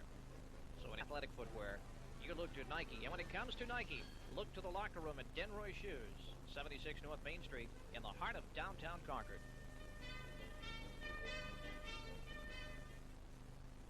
Living in this part of New England has great advantages. Fantastic scenery, clean air, and good neighbors. But there's one thing we, along with the rest of the country, can't escape, and that's the ever-increasing value of our home, our furnishings, and our cars. That's why the friendly professionals at the Allied Insurance Agency urge you to review your present insurance coverage, and they're willing to do it for you at no cost. Too little insurance can be a financial disaster if you suffer a loss due to a fire or accident. Too much or the wrong type of insurance is a needless waste of your money. The Allied Insurance Agency represents a number of insurance companies. That means you can have a professional analysis of your entire insurance program. concerning your home, your auto, and your business at absolutely no obligation. In fact, it may even save you money. So contact the friendly insurance professionals at the Allied Insurance Agency, 500 South Street, Concord, at the Bowtown line. Halftime here at Memorial Field in Concord on a beautiful afternoon to open up this 19 campaign. I'm Harvey Smith along with Bruce Lavoie for WKXL Sports 1450 Radio here in the capital city of Concord. The Crimson Tide 14, the Cardinals of Bishop Guertin out of Nashua 7 in a well-played first half. The Guertin Cardinals scored first. Don Sullivan a 2-yard plunge, but that wasn't the real story. It was Don Sullivan's 71-yard run from the line of scrimmage that set himself up for the 2-yard plunge. And then Ryan McGonigal on a tremendous play. Concord High had the ball on the 6-yard line of Guertin, and they had a 4th and 5 for the first down and a 4th and 6 for the touchdown. And McGonigal swept around to the left side and ran it into the end zone. Garrett Stum on the kick. In the second half, it was a great period of play. And with 18 seconds to go, Concord High took the lead. Ryan McGonigal, 10-yard pass to Blake Savoy, a sophomore, and Stum on the kick, and it's 4-7 here at Memorial Field. The Lancers of Londonderry High School. You remember them, everybody?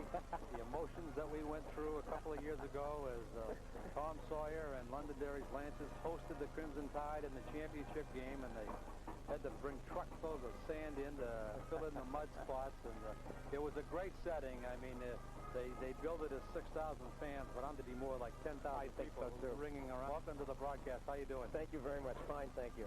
It's good to see you again. I guess I'll start with the 18-team Class L division. One of the real serious drawbacks of it is that we didn't get to see you people last year. And That's right. I didn't like that. That's right. I know.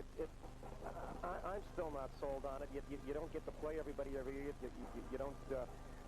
You have nothing to say about your own schedule, and you're left to the whims of the computer. And unfortunately, that's what happens. You don't build up rivalries, and no. I really believe. In all sports, but especially football, that one of the ways rivalries are really born through a championship game, when two teams are meeting in a title game, Definitely. And somehow the emotions carry over, and a rivalry is born, and that wasn't allowed to happen. No, it wasn't allowed to happen, and it's drawing farther apart teams now that used to have old rivalries, sometimes won't even see each other. It's just too many schools in one group. There's no way they'll sell me on it. I haven't researched this, but some coach in Class L told me he bets it's the only high school or college conference in the entire United States that has 18 teams. Yeah, most have 10 at the most. Absolutely. And the ironic thing about it is you're talking about a state that only has like 33 or 34 high schools playing football, and you're putting 18 of them in one division. That just doesn't seem common sense to me at all. It's so tough, and Guertin and Concord are meeting for the first time on the football field. Well, Guertin, as well as yourself, Winnicott, actually, you came up from the old Division II into Class L, and so you didn't have a chance to meet. Right. But last year, Concord went 4-4, and Guertin went 4-4, and Concord got the nod and finished in that 8th place. Right. Guertin's crying. Never had a chance to meet. The computer put them into the playoffs. That's right. That's bad. That's right. It is bad. Unfortunately, that's the way it goes, and it's one of the drawbacks of this setup. The championship game, I'm not going to reopen old wounds other than to bring up the tremendous effort by your kids when it looked like Concord High runaway 19, and your kids came back, and it was a great second half, huh? It was. It was. We lost the ball game. That's the way it goes. But the memories of the whole affair, like you were mentioning, with the number of people there, and we had the person on the horse, the Lancer, and the TV, and the field. They did the best they could with it. Your kids singing the national anthem. Tell us about that. That's right. And it was just a tremendous show. Two good football teams went at it, and Concord won. But we were, like we said before, we were happy to be there. I just did some work stadium announcing down at a brand new $18 million tennis facility on the campus of Yale for the Volvo Professional Tennis Tournament. And for the finals, they brought in the Yale famous Whippin'Poofs to sing the national anthem. Yeah. And the only thing close that I've ever seen are the kids from Londonderry who sang your national anthem, do a great job. Acapella. And what kind of a week do they have practicing? Because they were terrific. Just tremendous the way they put the band and the choir together. And by the way, the band has been invited to the Rose Bowl parade. You're kidding? Yeah, they're going to the Rose Bowl parade. They're going through like 3 nights of aerobics a week. They're out there practicing 3 or 4 nights a week. They got over 200 members in the band. Well, Londonderry High and Concord will meet this year, and we're all grateful for that. It'll be next Friday night here under the lights at Memorial Field, and I think it'll be your first visit here to play Concord, but you've been here in state championship games. We were here in the frozen field, the coldest day of my life back, and I think it was 89 or 88 when we lost the championship to Merrimack on this field, and I'll tell you, I thought I was in the tundra. Who won the championship against Laconia that day on that controversial play in the corner? That was us. That was you, right? Was the ball in or wasn't the ball in? So I've got an awful lot of memories on this for the limited time that we've been on the field, on this football field. Well, we look forward to having you back, and tell us a little bit about your team. I don't know if a positive opener for you or not. Spalding did do a number on you, but Spalding is Spalding, and does he have some of those kids back from last year's championship? To be honest with you, we expected. We're a little bit down this year. People have asked me, well, how does this team compare with the other teams we've had the last 6 or 7 years? I said it's the least talented team that we've had, not meaning any disrespect to the kids. We're playing a couple kids that are first-year football players for us. 3 that would have never happened. And it's going to be a tough struggle for us, but we're going to coach them as hard as we can each week, and they're going to practice as hard as they can each week, and then we'll roll them out and see what happens on the field.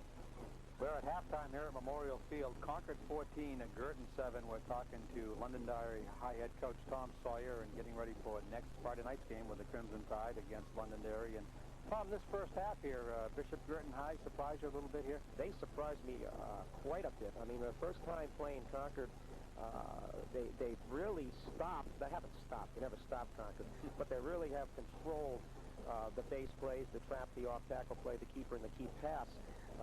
Jack Gaddy was forced to go to some of his, what he calls his open sets with a wing back and motion, which went to the waggle a couple times, and that opened up for him. But I'm surprised. I didn't think Guertin could stop the face-off they have. And they have. And the other surprise to us here in the radio booth about Guertin, Coach Peralt was promising in a pregame interview somewhere between 20 and 25 passes, and it hasn't been the case. He's been able to run the ball on Concord today. Another thing, too, yes, he's famous for throwing the football, and he has just run the ball, which has surprised me against the always powerful defense of Concord. Well, you've only been able to see this Concord High School team for a half, Tom, and it may be just too early to make any kind of an assessment, but does it resemble any of the old powerhouses in the last 4 or 5 years, in your opinion? I'll tell you, I'm down in the end zone starting with Brian O'Reilly from Pinkerton, and I said to him, every year I see one of Jack's teams, they look the same because the kids look like clones of each other. The same build type of kids, the same powerful legs. They're athletes. I says, but crying out loud, I don't know what it is up there, but they seem to be the clones of each other. Really, it does. It resembles to me the teams Concord have always had. So you see them as a viable force? There's no doubt about that. They're definitely, in my opinion, right now, one of the top 4 teams. Talk to us a little bit about Brian O'Reilly from Pinkerton, the head coach, who's very popular here in Concord. He really is. The fans like him, and of course he's a close personal friend of Jack. Right. What's his team like this year? Got a good team. As most of you probably know, he inherited the Ralph Fast football player from Trinity. I didn't know that. Yes, probably the best. In my estimation, one of the top 2 backs in the state. He lives in Wyndham, so there was a financial problem, I guess, and so he went back to the public school, which for him is Pinkerton. So they've got him on one side now, and I'll tell you, he looks super. If you were to ask me the team that I think that looked the best of anything I saw in preseason jamborees and scrimmages, I would say it had to be Pinkerton. No kidding? Yes. Wow. And Concord High goes there now. Right. For the first time ever. Right. What kind of a day are we in for down there?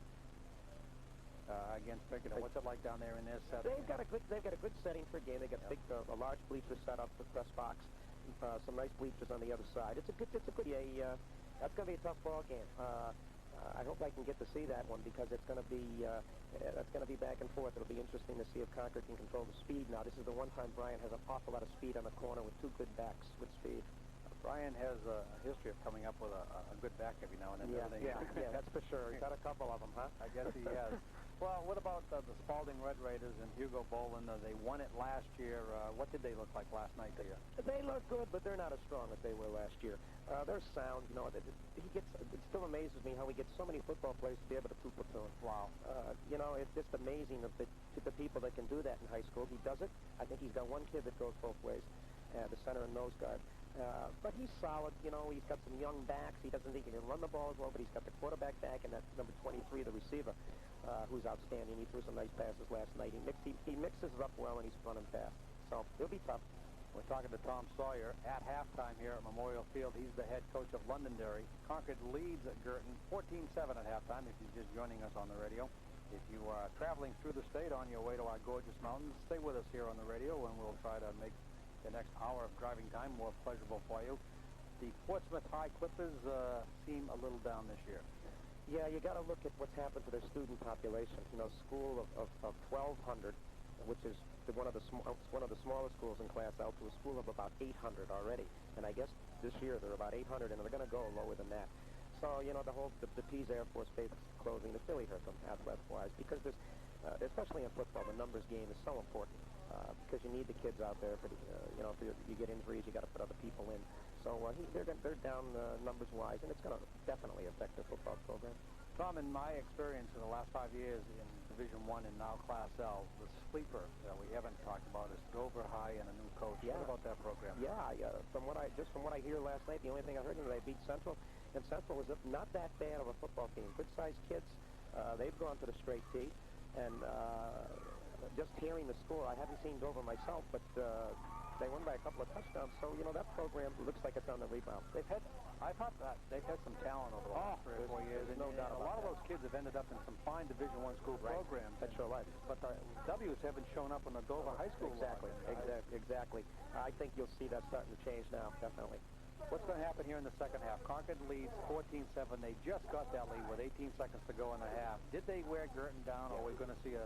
You've always got it. That's the first thing that comes to your mind when you think about a team like Concord pounding the ball on you and leaning on you for a half. They're going to come out now, and especially during a daylight type of game, I think you're going to see Guertin wear down a little bit. I don't think you'll have I think Concord will stop Guertin cold, and Jack will start moving the ball with his base plays and be able to eat up the clock. I know you're here kind of casual, and I haven't even seen a clipboard near you or a tape recorder. I don't know what you're doing about assessing Concord High, but we had an assistant down late night. He's doing all the note-taking. You got it all set for next Friday night, right? Oh, we got it all set, that's for sure. So we're in big trouble next. We're coming up here with all guns loaded out there. Yeah, no, it'll be fun. It's nice to play. You know, it's nice to play people that are good people. You know, just coming to mind, Jack and his staff, and I play in Exeter that their staff are good friends with. It's nice to be associated with people like that. You know, there's no animosities. You play the game, win or lose. After the game, it's over. You shake hands and go home. So, always a pleasure to play Jack Gaddy and his staff. And like you said in the beginning of the interview, the memories of the championship game and the experiences you had, the things you carry with you, and really the W&L doesn't make any difference. Right. It's a lifelong thing that we're all carrying this one. Exactly. Listen, I look forward to our pregame interview next Friday night. Great. Down in the field. We'll be here. And we know the Lancers will be here. Thanks a lot, Tom. My pleasure. Thank you. 14-7 Concord leads. We'll be back with more right after this. Stay with us. It's time to kick off another soccer season, so it's time to visit the S&W Sports Shop to outfit the kids with everything they need to complete a successful soccer season. At S&W Sports Shop, 238 South Main Street, Concord. Soccer balls, cleats, shin and knee pads, soccer nets, soccer socks, everything for the upcoming soccer season is available now for your sports. In addition to being the area's leader in bikes, bike repairs, bike accessories, and personal bike clothing, you'll now be able to outfit all the kids for the soccer season at S&W. All major credit cards are accepted, and the sports pros at S&W are open Monday through Thursday, 9 a.m. until 6, Fridays 9 to 8. Saturdays, you'll find the friendly staff at S&W there from 9 a.m. until 3 p.m. Now's the time to select your soccer equipment, from soccer balls and cleats to soccer nets, pads, and socks. And now's the time to do it at S&W, 238 South Main Street, Concord. 15 down inside the 10, close to the 8-yard line, and the big quarterback, the junior, is just giving the linebackers of Guertin fits here with his play-action run and his play-action pass plays, and you don't know whether he's going to throw or run, and he has made the right decision in most cases down there. He sure seems to freeze the secondary down there, doesn't he, with those fakes? They're at the 8-yard line with a 1st and goal for Concord High. It is their 10th first down of the ball game. He is tough to read, and give the other kids credit for continuing to carry out their fakes.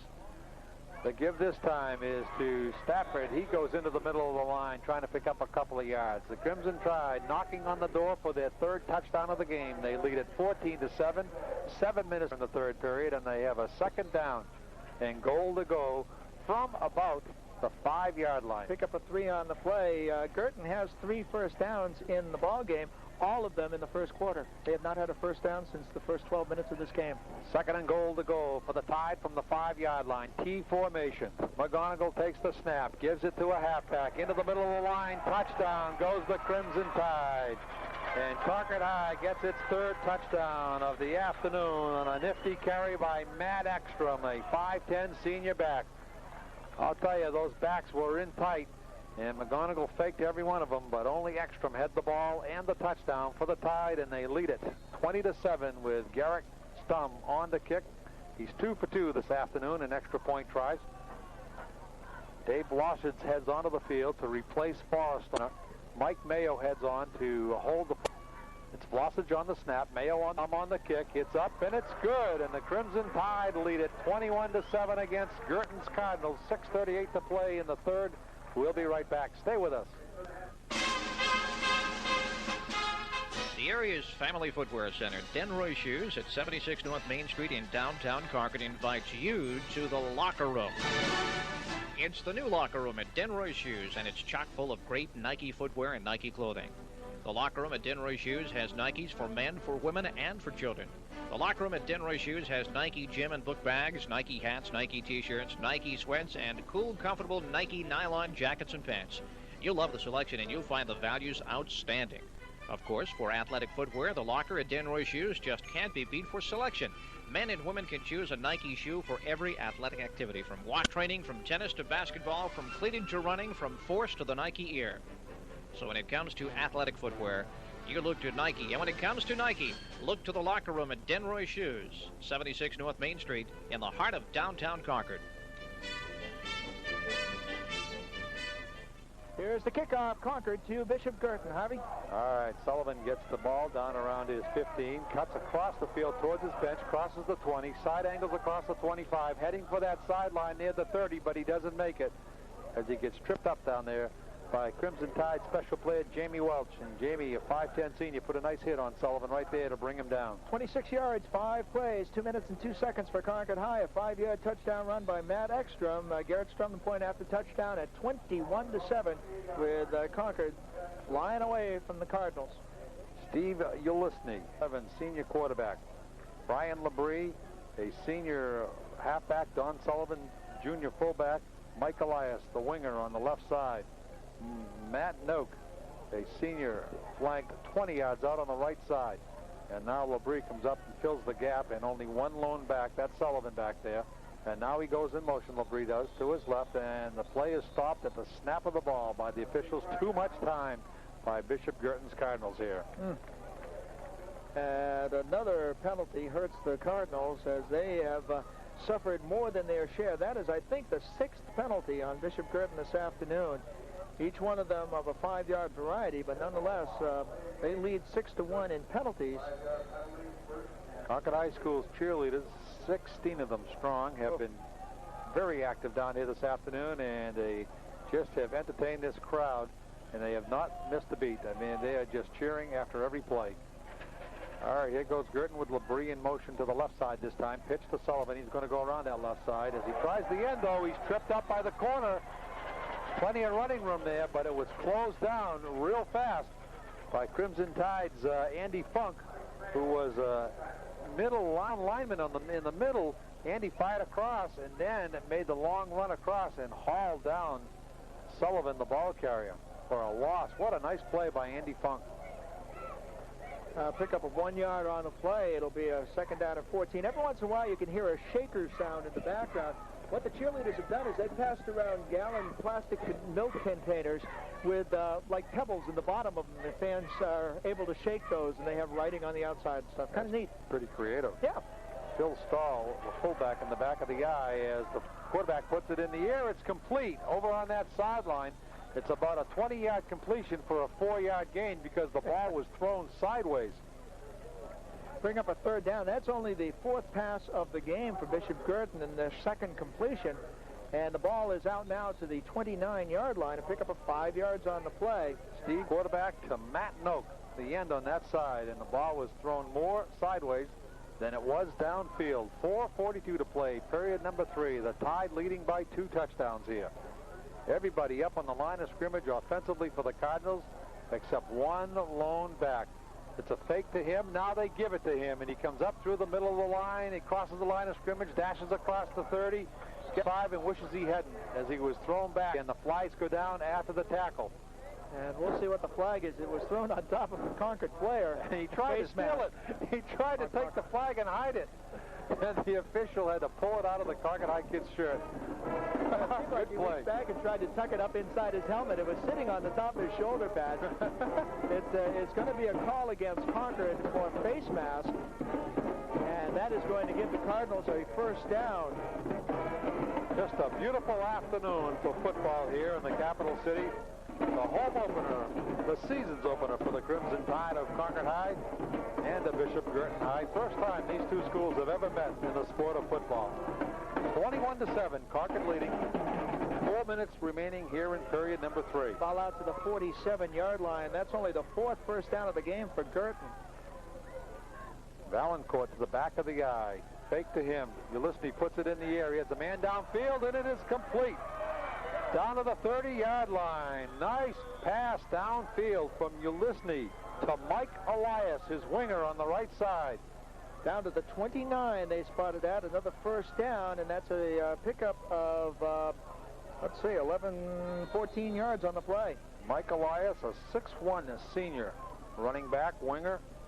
Good athlete at Bishop Guertin High. Played at number 4 singles on a state championship tennis team last spring. Went undefeated during the season. Good athlete. And only you would know that. Probably. Not now, though. Everybody does. And Elias comes to the right side to the line of scrimmage. It's a straight quarterback sneak, and Ulysses has 4 yards before anybody knows what he's doing. Nice call by Bishop Guertin. He's a senior, 5'11", 165 pounds. Very active quarterback and a very agile youngster down there, Bruce. He has some pretty good mobility. Sure is. Pick up a 3 on the play down to the 26. It brings up a second down and 7 yards to go. And to be perfectly honest with you, Harvey, that play developed so fast. I was looking for a flag. I thought somebody had moved early. Just the center and the quarterback knew really what was happening. And he got down there a little bit. One lone setback. It's a pass play. Ulysses puts it in the air. It's intercepted by the Crimson Tide. Out at the 25 with an advance back to the 30-yard line. Andy Milligan or Jamie Welch. Nice pass interception down there.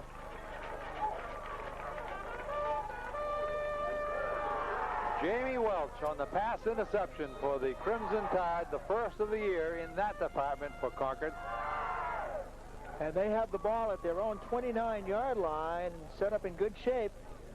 1st and 10, going from right to left this time around as we are down to 2.5 minutes left here in the 3rd quarter. 21-7, Concord on top. T formation from their 27 to get the Tide going. Straight fullback trap up the middle, and it goes nowhere. Stopped right at the line of scrimmage. Concord High's 3 touchdowns have come off drives of 5 minutes and 22 seconds, 71 yards. 6 minutes and 39 seconds that took 17 plays for the second touchdown, and then a 2-minute jobby for the last touchdown, 23 yards.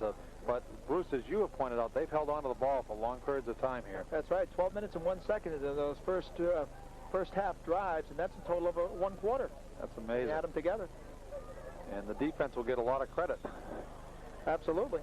For stopping Guertin here when Concord High's offense has really kept the football away from Guertin's offense. But in defense of Concord High, 9 of the Concord High kids are two-way players. So if the best defense is an offense, give them credit down there. 3rd down, 9 yards to go from the 30-yard line. You mentioned the 2-minute job. You kind of passed it. To be fair, they took over at the Guertin 26. I mean, what took them so long? Yeah, exactly. All right, wing to the left side. In the slot is Ross. Fake to him. McGonagall's going to keep. He's got some running room. Bobbles the ball at the 35, catches up with it again at the 40, and falls down with a first down. And Ryan McGonigal gets up, shakes his head at Coach Caddy and said, hey, we got a first down. I'll be okay. He's quite an athlete, that kid. It's a scary moment. He's 5 yards from where he eventually went down. Nobody touches him yet, and he drops the ball almost, bobbles it, juggles it, picks it up. Keeps going for another 5 yards out to the 40. It's a 1st and 10 for Concord. That was an interesting run. All right, from the 40-yard line. Reverse in the backfield that goes nowhere, and Guertin stops it right at the line of scrimmage. Guertin people are probably saying about Concord's quarterback, McGonigal, what's he going to do next? Right, well, you know, he does a juggling act out there. He can throw, he can run, he can call plays. And it was funny, too, when he looked over at Coach Gaddy, you could just tell he was saying, hey, it's okay, Coach, I got it. Everybody thinks that Jack Gaddy's offense is structured, and it is structured, but there's still that fine moment out there when the quarterback has to make the decision to run or throw, and McGonigal's been great in that department. Oh, he has. All right, again, the fullback middle, and before anybody knows what's going on, Shane Stafford runs out of the fullback slot for about 9 yards. Out to the 48. Those Concord kids, Bruce, you pointed this out. After the handoff of the football, the quarterback and the other kids still continue to carry out their fakes like they're handing the ball off to somebody else, and that really does work. That's the end of the third period of play here at Memorial Field. 21 for the Crimson Tide of Concord, 7 for the Cardinals of Guertin. We'll be back with fourth period action right after this quick timeout by Bernie Sports. Now's the time to outfit sports teams for the fall season, and Bernie Sports in Concord can make it easy. Instead of traveling all over the state, let Jim Burney come to you at your home or office. He'll show you the latest in uniforms, sports clothing, and equipment. Hi, I'm Jim Burney. At Burney Sports, shopping is easy to you. So if you're about to outfit your sports teams, give Burney Sports of Concord a call now at 224-2131. That's 224-2131 for Burney Sports. All right, we are back here at Memorial Field in Concord, enjoying the scenery on an absolutely gorgeous day for football or for anything around the capital area. Boy, this is what late summer is all about, Harvey. It is just a beautiful day.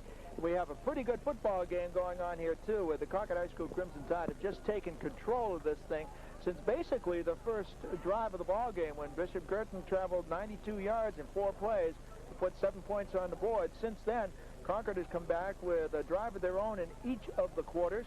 In the first, it was 71 yards, 5:22, 13-play drive that counted for 7 points, a 98-yard drive that went 17 plays in 6 minutes and 39 seconds. And then in the third quarter, a 26-yard drive, 5 plays, 2 minutes and 2 seconds, and Concord's out in front 21-7 and rolling along here as we start the fourth quarter of play. Concord has a third down, and they were pushed back 5 yards by something, and now Jack Gaddy wants to know exactly what the heck happened. He wants to know why it isn't down 2. Yeah. Second down. Exactly. If they have a penalty there on third down, exactly, it should be second down. And now they've moved the down marker on the other side again. Now it's back out beyond the 45-yard line, so we're trying to figure out what the heck is going on down here. 12 minutes to play here as we start the fourth and final period. 21-7, Concord High leading. Welcome aboard, everybody, to our football broadcast for this year. Look at this. Look at this. Now they put the ball back at the 49. So that's better than an extra down, isn't it? It is. It is. It's still third down, but there was no penalty assessed.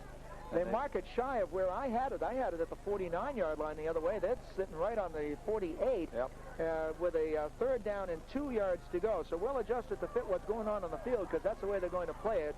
3rd and 2 from the 48-yard line of Concord. Formation. Concord would like a first down right here. They give it to Milligan. He turns ahead, twists, he crashes, backs his way to the 45 for another first down for the Crimson Tide. Their 12th of the ball game. Ball control, ball control. Absolutely. I wonder how many total yards they've rolled up on the ground. Jack usually likes to shoot for a mythical number of 300. Says that the most games they can win if they can roll up 300 and hold the other team to 100 or less. I'll tell you who's keeping track of that is Chuck Young in the monitor. There's a fumble on the snap. McGonigal picks it up, head tackle, and makes 2 yards out of it. I mean, the ball was fumbled. He had to back up 2 yards, pick it up. He looked up, scooted off to his right, dove off right tackle, and made a little gain out of it. That's right. 2 yards on the play out to the 42-yard line. Actually, it's between the 42 and the 41 of Bishop Guertin. And Concord is set up with a second down and about 7 to go. Gary Gott and Blake Savoy on the ends. Og Young, Eric Woods tackled, Velocich and Marshall the guards. And Forrest Alderson on the snap. The fake, the give, the keep by the quarterback. Right side, he gets met at the 40.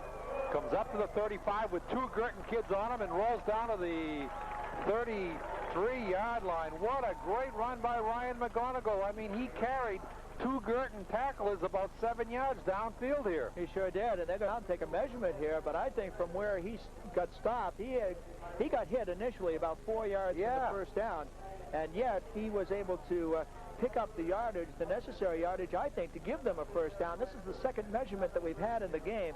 There's no way I'm going to see this one because it's right in front of the Concord bench, and there's, you know, some pretty good-sized kids down there between us and the ball, but we'll have to wait for the guy in the white hat to tell us if it is a first down, and it is a first down. And Concord's Ryan McGonigal made something out of nothing on that play, and I tell you, I looked over at the Londonderry coach at that moment, too, and he was not happy at all as he slammed his clipboard down right there at the 35-yard line. His kids should have stopped Ryan. And the Guertin coach or the Londonderry coach? Guertin coach. Okay. Yeah. What did I say? He said Tom Sawyer on the mind. You said the Londonderry coach slammed his clipboard down. I said, boy, Tom Sawyer, you get to lose here. 10:55 to play. Concord High on the march. First down. Ball's at the Guertin 33-yard line. Double reverse in the backfield. Shane Stafford gets the ball, rolls off left tackle up to the 30-yard line and maybe inside that 30-yard line. Good run out of the fullback slot by Stafford after fake to both halfbacks. Great play by the Crimson Tide. This kid, Ryan McGonigal, agile, throws and runs well, but the intangible thing, Bruce, it appears to me he's a tough kid also. Yeah, he is. He really is. The ball just inside the 30 now, a second down and 6. He can take the hits and carry the guys along with him. And he doesn't go down easily. Oh, that's important. He's a real gamer. All right, the give is to Don Ross, and Ross turns ahead for about another yard, and it's going to bring up a big play here in this drive. There's Ross actually lost a yard after the spot of the football here. Guertin closed it down on that left side. So it's going to be a 3rd and 7 for the Crimson Tide here, and it really is in 2-down territory with the ball at the Guertin 31, but this is the key play. You know, I'll tell you, one thing that caught my eye, too, is Concord marched in here, and they do. They march over from the high school with their game faces on. I'll continue this thought in just a minute. The slot goes Matt Ekstrom on the right side. Split backs behind McGonigal. It is a pitch to Stafford, right side, across the 30, inside the 25, cuts back up inside the 20, rolls over to the 15, comes down to the 10, and gets tackled at the 8. Oh, what a nice advance of the football by Shane Stafford. He took a pitch out, started around the right side, cut back up inside, went 5 yards ahead, cut more toward the inside, went about 5 yards, and then cut back to the outside and got all the way down to the 9-yard line. Oh, nice pickup on the play. First and goal to go for the Crimson Tide. 12-yard run. 9:19 to play. 21-7, the Tide lead it. In the slot goes Milligan this time.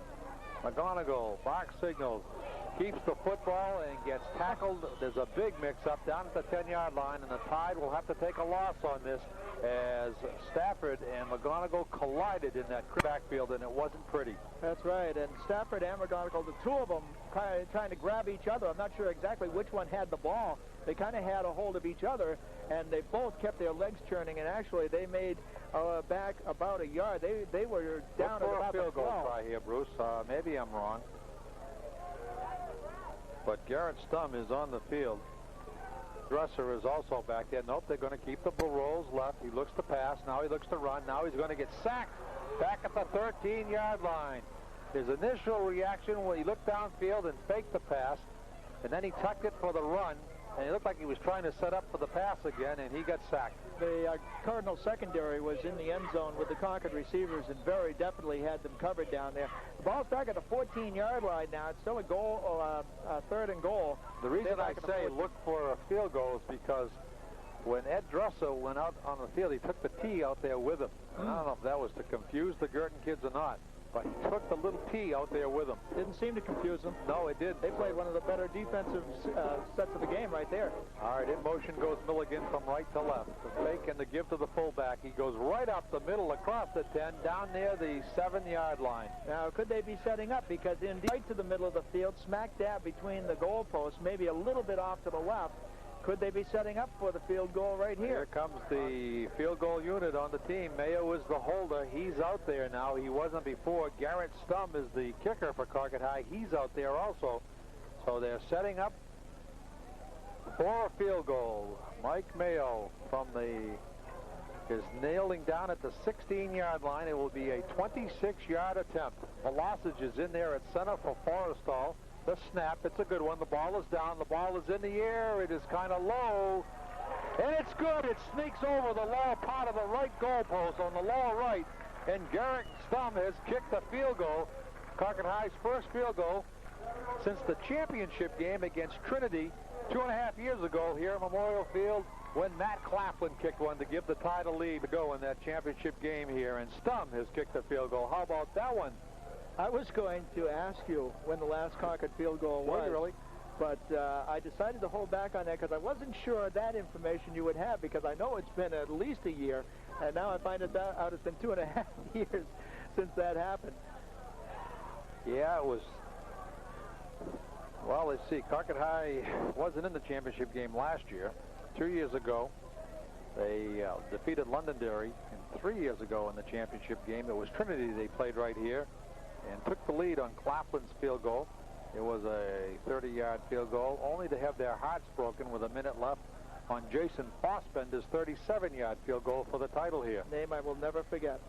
I don't think anybody will, and they probably lost, and that whole thing was Claflin's outstanding field goal.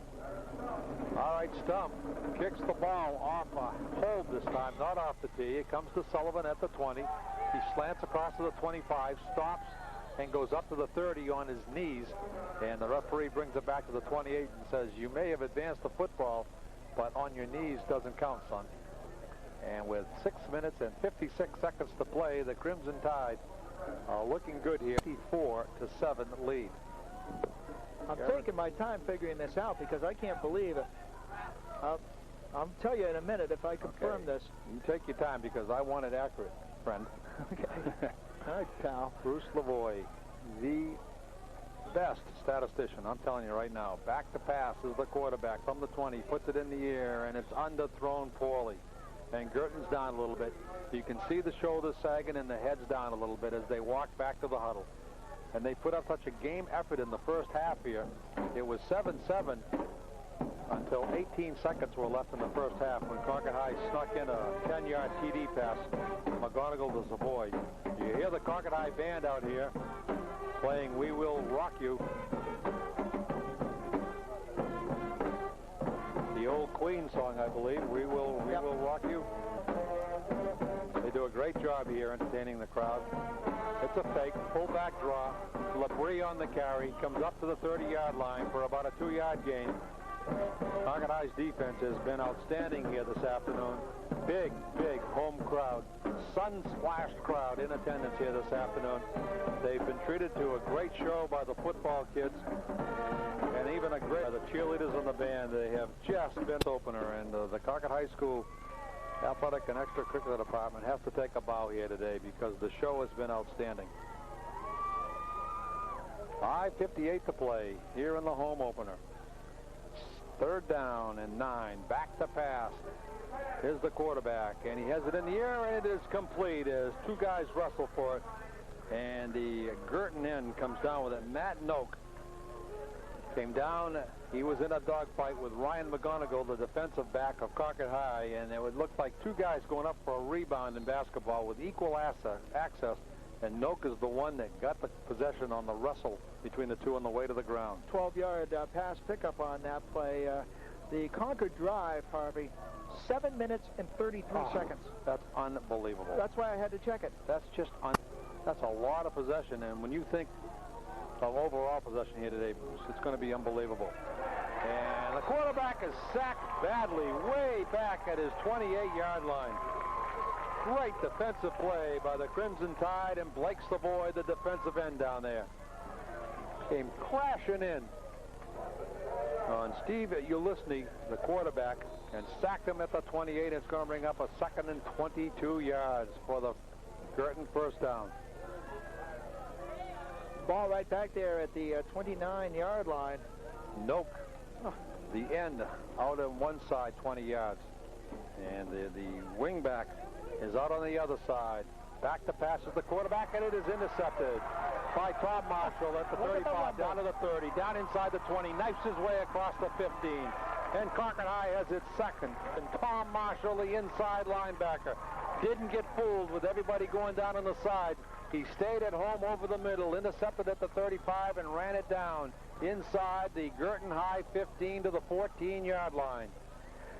71 yards, 15 plays, 7:33, a 26-yard field goal by Garrett Stum, making it 24-7 with Concord walloping Bishop Guertin now.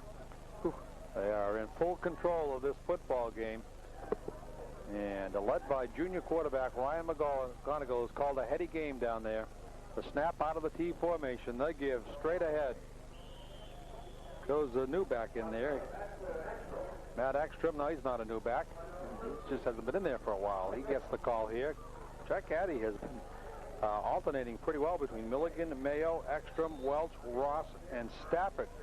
He's really wearing Guertin down with a stable of talented backs here this afternoon. Well, at least he's given Tom Sawyer a little bit to talk about on the way back to Londonderry this afternoon. It's Milligan and Ekstrom and Stafford back there now behind McGonigal. T formation at the 12. Ekstrom gets the call. And Don Ross gets the call. Ekstrom on a great fake, and Ross goes across the 10-yard line, down closer to the 8-yard line. Concord High pushing for its 4th touchdown of the game here. They have scored in every quarter. They have 3 points in this 4th quarter. They're at the 8-yard line. Concord High has run it in, they've passed it in, and they've kicked for a field goal. Can't ask for much more than that. Nice offensive balance by the Tide here this afternoon. T formation, 8-yard line. Offside goes Guertin, but they're back across. Inside handoff to the fullback of the Tide down to the 5-yard line. Real close to another first down. A little shy, I think, from where they're going to mark the ball now, except that they are going to call for a measurement again.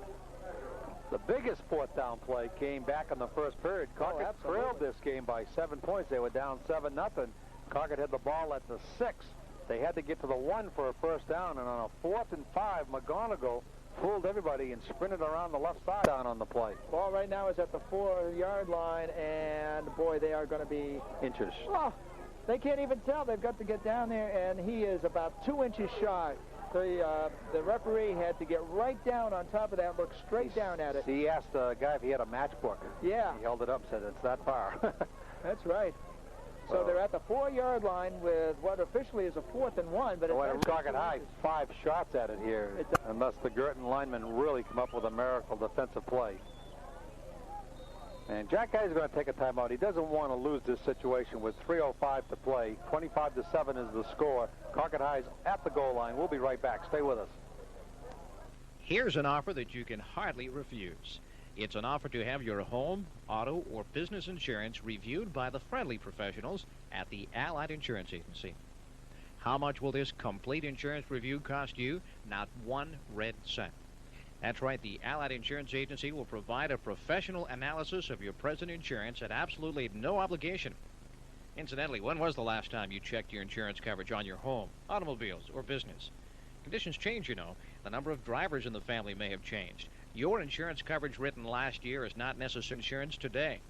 Allied represents many solid New Hampshire insurance companies, and the Allied Agency will review your insurance coverage free of charge. Give them a call today at 224-5394. That's 224-5394. Or stop into their office at 500 South Street on the Bowtown line. Find out for yourself why at the Allied Insurance Agency, your protection is their profession.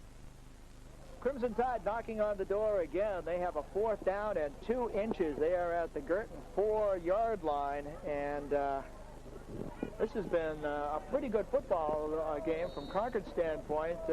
Defense looked a little weak on the first possession by Guertin, but basically it was a 71-yard touchdown run, or a 70-yard run by Don Sullivan.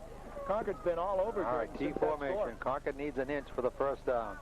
They give it to Milligan. He gets a touchdown. Never mind the Concord High. And the quarterback, McGonigal, thrusts his fist and pumps in the air in jubilation as they wanted an inch, and they came up with 5 yards and another touchdown. Andy Milligan scores for the Crimson Tide to move the score up to 30 points.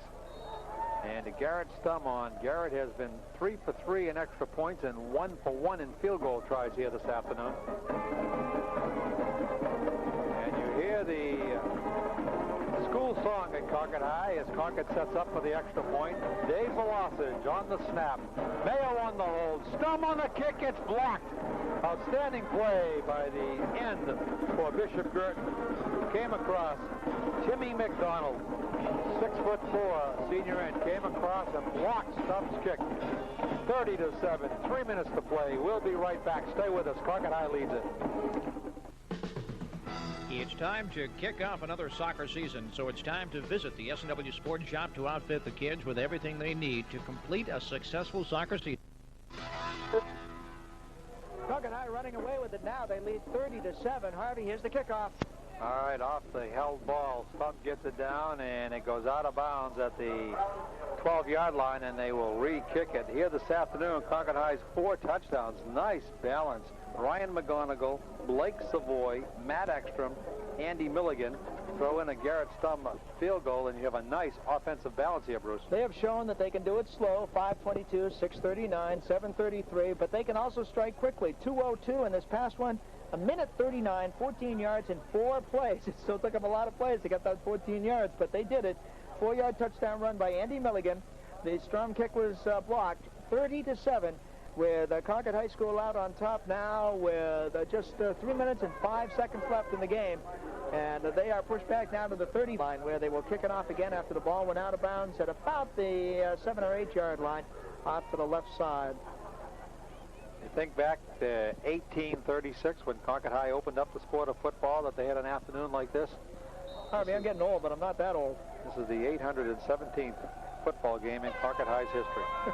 Stum on the kick this time. Sullivan is chased back to his 14-yard line. Good kick. Yeah. The 20 down to 30, the other 40. Cuts it, crosses the 50. And had some running room, but then Concord High closed it up on him. I thought he was going to break it there for a minute, but the last cut gave Concord High a chance to catch up to him, but nonetheless, a great run back by Sullivan of Guertin from his 12 out to Concord High's 49-yard line. Nice run on the play. 2:57 to play. Concord's going to win the opener here. They opened up against Keene a year ago and had a successful opener, but they struggled that day. Today, they've been very smooth, and the attitude has been tremendous down on the football field. You can feel it all around the stadium here in Concord today. The quarterback for Guertin is back to throw. He's got it in the air, and it's almost picked off, and then a late hit. Unbelievable. Late hit and no fab. Flag. Oh, McGonigal took a shot. Ball was knocked down by McGonigal, and then seconds later, he was drilled by an offensive player out of Guertin, and he didn't have the football. Oh, that is the 10th passing attempt by Guertin this afternoon. If you're on offense, you're not allowed to tackle. That's right. The defensive player, and he just drilled McGonigal. McGonigal did not have the ball. He knocked it down, and it was seconds later. I guess they ruled forward momentum. He was already in the vicinity. Ulysny back to pass, and this time it is complete out there. Mike Elias on the reception. Good for first down. Talented senior winger that we told you about out there is making pretty good use of a sore thumb. He jammed his thumb pretty seriously yesterday, and he does a nice job hanging onto that football for the Cardinals right now, and they have a first down, and they are at Concord yard line. 16-yard pickup on the play. This is the best Guertin has looked since the opening drive of the game. I'm impressed with their spunk and their grittiness down here, the Cardinals, out of the Gate City. Ulysny back to pass, and he sets up too quickly. He doesn't give his receivers a chance to cut out there and kind of throws it away at the 30-yard line. Well, they're going to get close to the 20 pass mark. They are already at 12 for the game, but a lot of those have been right here in the last 3 or 4 minutes of the contest. Doubleheader to open our season to give both Brady and Concord High a shot on the radio this weekend. Next weekend, our game of the week will be Concord High and Londonderry Friday night here at Memorial Field. Airtime 7:10. Pass by Ulysny, and he overthrows a diving Tim McDonald of Guertin. Tim is a 6'3" and very imposing down there, but the ball was overthrown. The Bishop Brady Green Giants are traveling to Somersworth next weekend, next Saturday afternoon. And that's not going to be an easy game for them, as the Hilltoppers came up with a 20-13 win over Laconia last night. That's a surprise to me. It is. The score. Toppers may be back. Ulysses back to pass for the Cardinals. Has the ball in the air, and is it and then dropped, or is it held by Concord High? Yes, it is. Another interception by the Crimson Tide. And Perry of Concord High gets the interception this time, so Concord has 3 in that department. Dan Perry, a 5'6" junior, was getting some time at defensive halfback and comes up with an interception, the first of his career, and I bet you he'll have a little trouble going to sleep tonight thinking about that great interception. Nice going, Dan.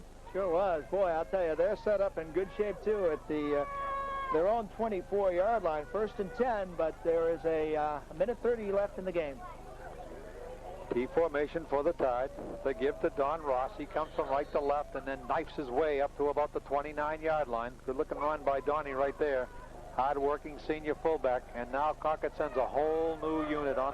The Concord first unit comes off, and listen to the round of applause by the home stands here as the first unit comes off with a hard-earned victory here in the opener.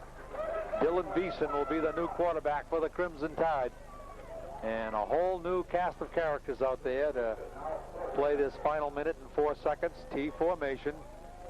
Beeson hands off. Ross goes out to about the 30, maybe the yard line.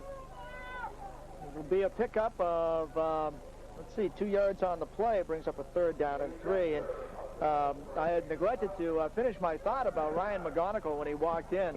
Talk about a game face. I mean, he was walking down here like, this is my place, I own it, and he's proven this afternoon he does. He owns Memorial Field. Did a nice job, and there's Concord on another nice run. Don Ross gets the call again, and the senior makes good with a nice little 12-yard carry. 5'9", rugged senior. And they are out to the 38.5-yard line. 1st and 10 for Concord. Their 14th first down of the game. All right, straight ahead go the Crimson Tide. Straight running play. All kinds of new kids in there now. 10 seconds left. And that may be the last play of this initial ball game. Concord's going to win it 30-7 as the clock winds down. And a nice victory. And a lot of effort went into this victory by the Crimson Tide as they really put some time into the offseason. And there's a happy band of Crimson Tide kids down there as the gun sounds to end it here, as the kids just hug each other. Real happy show of emotion by the Crimson Tide kids. Jack Gaddy circles away from the kids and heads over to John Farrell, picks up the ball along the way that just got left out there in midfield. It just got left on the field right at the line of scrimmage, and Jack and John Farrell of Guertin shake hands away from the lines, and now Guertin and Concord are in a 2-line handshake. And the Cardinals, I'm sure, won Concord High's respect because they put up a game fight here. They scored first to take a 7-0 lead. Concord with the equalizer late in the first period, and then Concord went ahead for good with 18 seconds to play in the first half. And in the second half, they dominated the stat sheet, but the Guertin kids never did quit. And the final score will read 30 for Concord and a 7 for the Bishop Guertin High Cardinals. And a hard-earned opening day victory for the Crimson Tide, who now will get ready to host Londonderry next Friday night. And the Guertin Cardinals will be off to the coast, and they will play Portsmouth under the lights next Friday night. We are going to come back and tell you who scored the touchdowns and wrap up the weekend of football here for you on the radio. Come back and join us for our post-game show right after this. Today, all you really need is one bank. One full-service, all-service bank. And that's Horizon Bank and Trust in Concord. At Horizon Bank, they can help you with all your banking business. No need to run from bank to bank trying to transfer money from one account to another, or have your savings account at one bank and your equity loan at another. Horizon Bank has the products and services to fit all your banking needs. They offer economical checking accounts and high-yield savings plans. They can help you finance a new house or use the equity you have for home rotational expenses. They have credit lines and credit cards for your personal use, and they can provide for the financial needs of your business, too. More importantly, at Horizon Bank, they have knowledgeable people with the time and the desire to help you plan a financial program that's right for you. Banking at Horizon Bank can make a big difference. They're building their reputation on it. Horizon Bank and Trust, 197 Loudon Road, Concord, member FDIC. Well, this was a game where a lot of statistics come into play. The biggest one is a big win for Concord. They are 1-0 in 1991 as they have defeated the Bishop Guertin Cardinals by a score of 30-7 this afternoon at Memorial Field. They dominated the Cardinals basically after the first possession by Guertin as they carried the ball 92 yards on 4 plays. Minute 55 and a big 71-yard run by Don Sullivan along the way drive set Bishop Guertin up in fine shape, and Sullivan eventually scored the touchdown on a 2-yard run. Mark Valancourt, the point after touchdown was good, and Bishop Guertin led 7-0 after their first possession of the game, and it did not take them long at all as they held the ball for only a minute 55. Concord High came back with one of those patented long drives, although as it turned out it would be just the of the long drives, if you will. Just at 5 minutes and 22 seconds, 71 yards, 13 plays along the road, and it was a 5-yard touchdown run by Ryan McGonigal around the left end to even things. Garrett Stumm's kick brought it even at 7-7, and that's where we ended after the first quarter of play. Concord High would go on to score the rest of the points in the ball game. In the second quarter, with 18 seconds left in the quarter, Concord completed a 98-yard drive, 17 plays, 6 minutes and 39 seconds. And, folks, that still is not the longest drive of the day for the Crimson Tide. That's still to come. But Ryan McGonigal with a 10-yard touchdown pass to Blake Savoy. And the point after touchdown by Garrett Stumm was good. And the final right there was 14-7, and that's where we were at halftime. In the third quarter, Concord would score on a 5-yard touchdown run by Strum. It completed a 26-yard, 5-play drive, 2 minutes and 2 seconds it took the Tide as they struck quickly on that one. And it was 21-7 with Concord on top at that point. The next drive would be the longest of the day. 7 minutes, 33 seconds, 71 yards rather, on 15 plays. And Garrett Stumm would kick the field goal from 26 yards out. And that would put Concord up 24-7 in the fourth quarter. And the final score of the game came on a 4-yard touchdown run by Andy Milligan, 14 yards, 4 plays, a minute and 39 seconds. The Stumm kick was blocked, but nonetheless, Concord comes away with a 30-7 win. And first downs in the ball game, Concord High School came up with 14, 12 of them on the ground, Harvey, 2 of them via the passing route. They went 2 for 6 through the air for 40 yards, and 5 out of those 6 passes, and both of the completions came in the first half. For Bishop Guertin, 6 first downs, 2 of them via the rushing route, 3 by passing, 1 on the penalty route. 14 passes for the quarterback from Bishop Guertin, 5 completions for a total of 54 yards and 3 interceptions, as we are doing a little bit of exterminating up here as far as the insects go. This place, it's a great place to do a football game from, but this time of year, the Hornets and the Bumblebees have a good time up here. Nonetheless, 30-7 with Concord on top of Bishop Guertin. Harvey? All right, we have a couple of happy Crimson Tide players up here for you in our post game, and we'll pass along those interviews right now. 2 kids who have gone through the transition from last year's frustration into this year's new look, new attitude Crimson Tide. The quarterback, Ryan McGonigal, and the senior lineman, Dave Lossage. Both kids, outstanding performances here today. And while I know you see 30 points up on the scoreboard and an outstanding ball control effort, also an outstanding defensive effort by both of these kids who play both ways. And Bruce has them both wired for sound right now. And congratulations, fellas. Dave Lossage, the senior, has to be so satisfying to you because you know the work that you put in the off season. It is. It's a great feeling after last year, going through all that junk with the drinking and everything.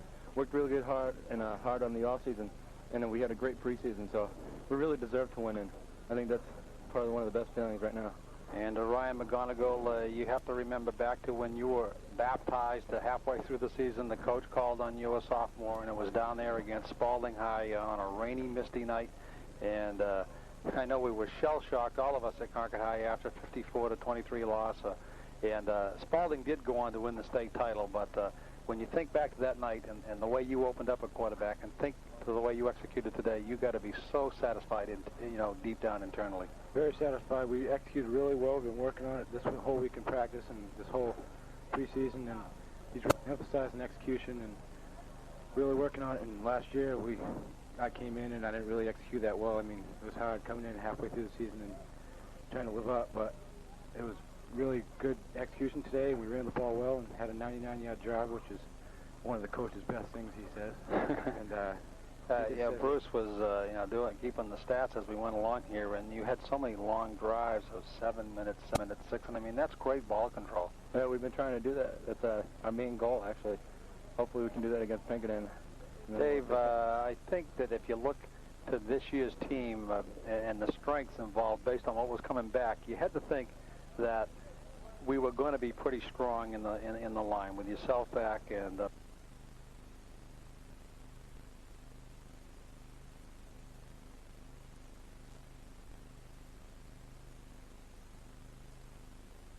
Young and Eric Wood and Forrestall at center, that the interior of that line was going to be fairly solid, and it seemed in the entire first half it was 7-7.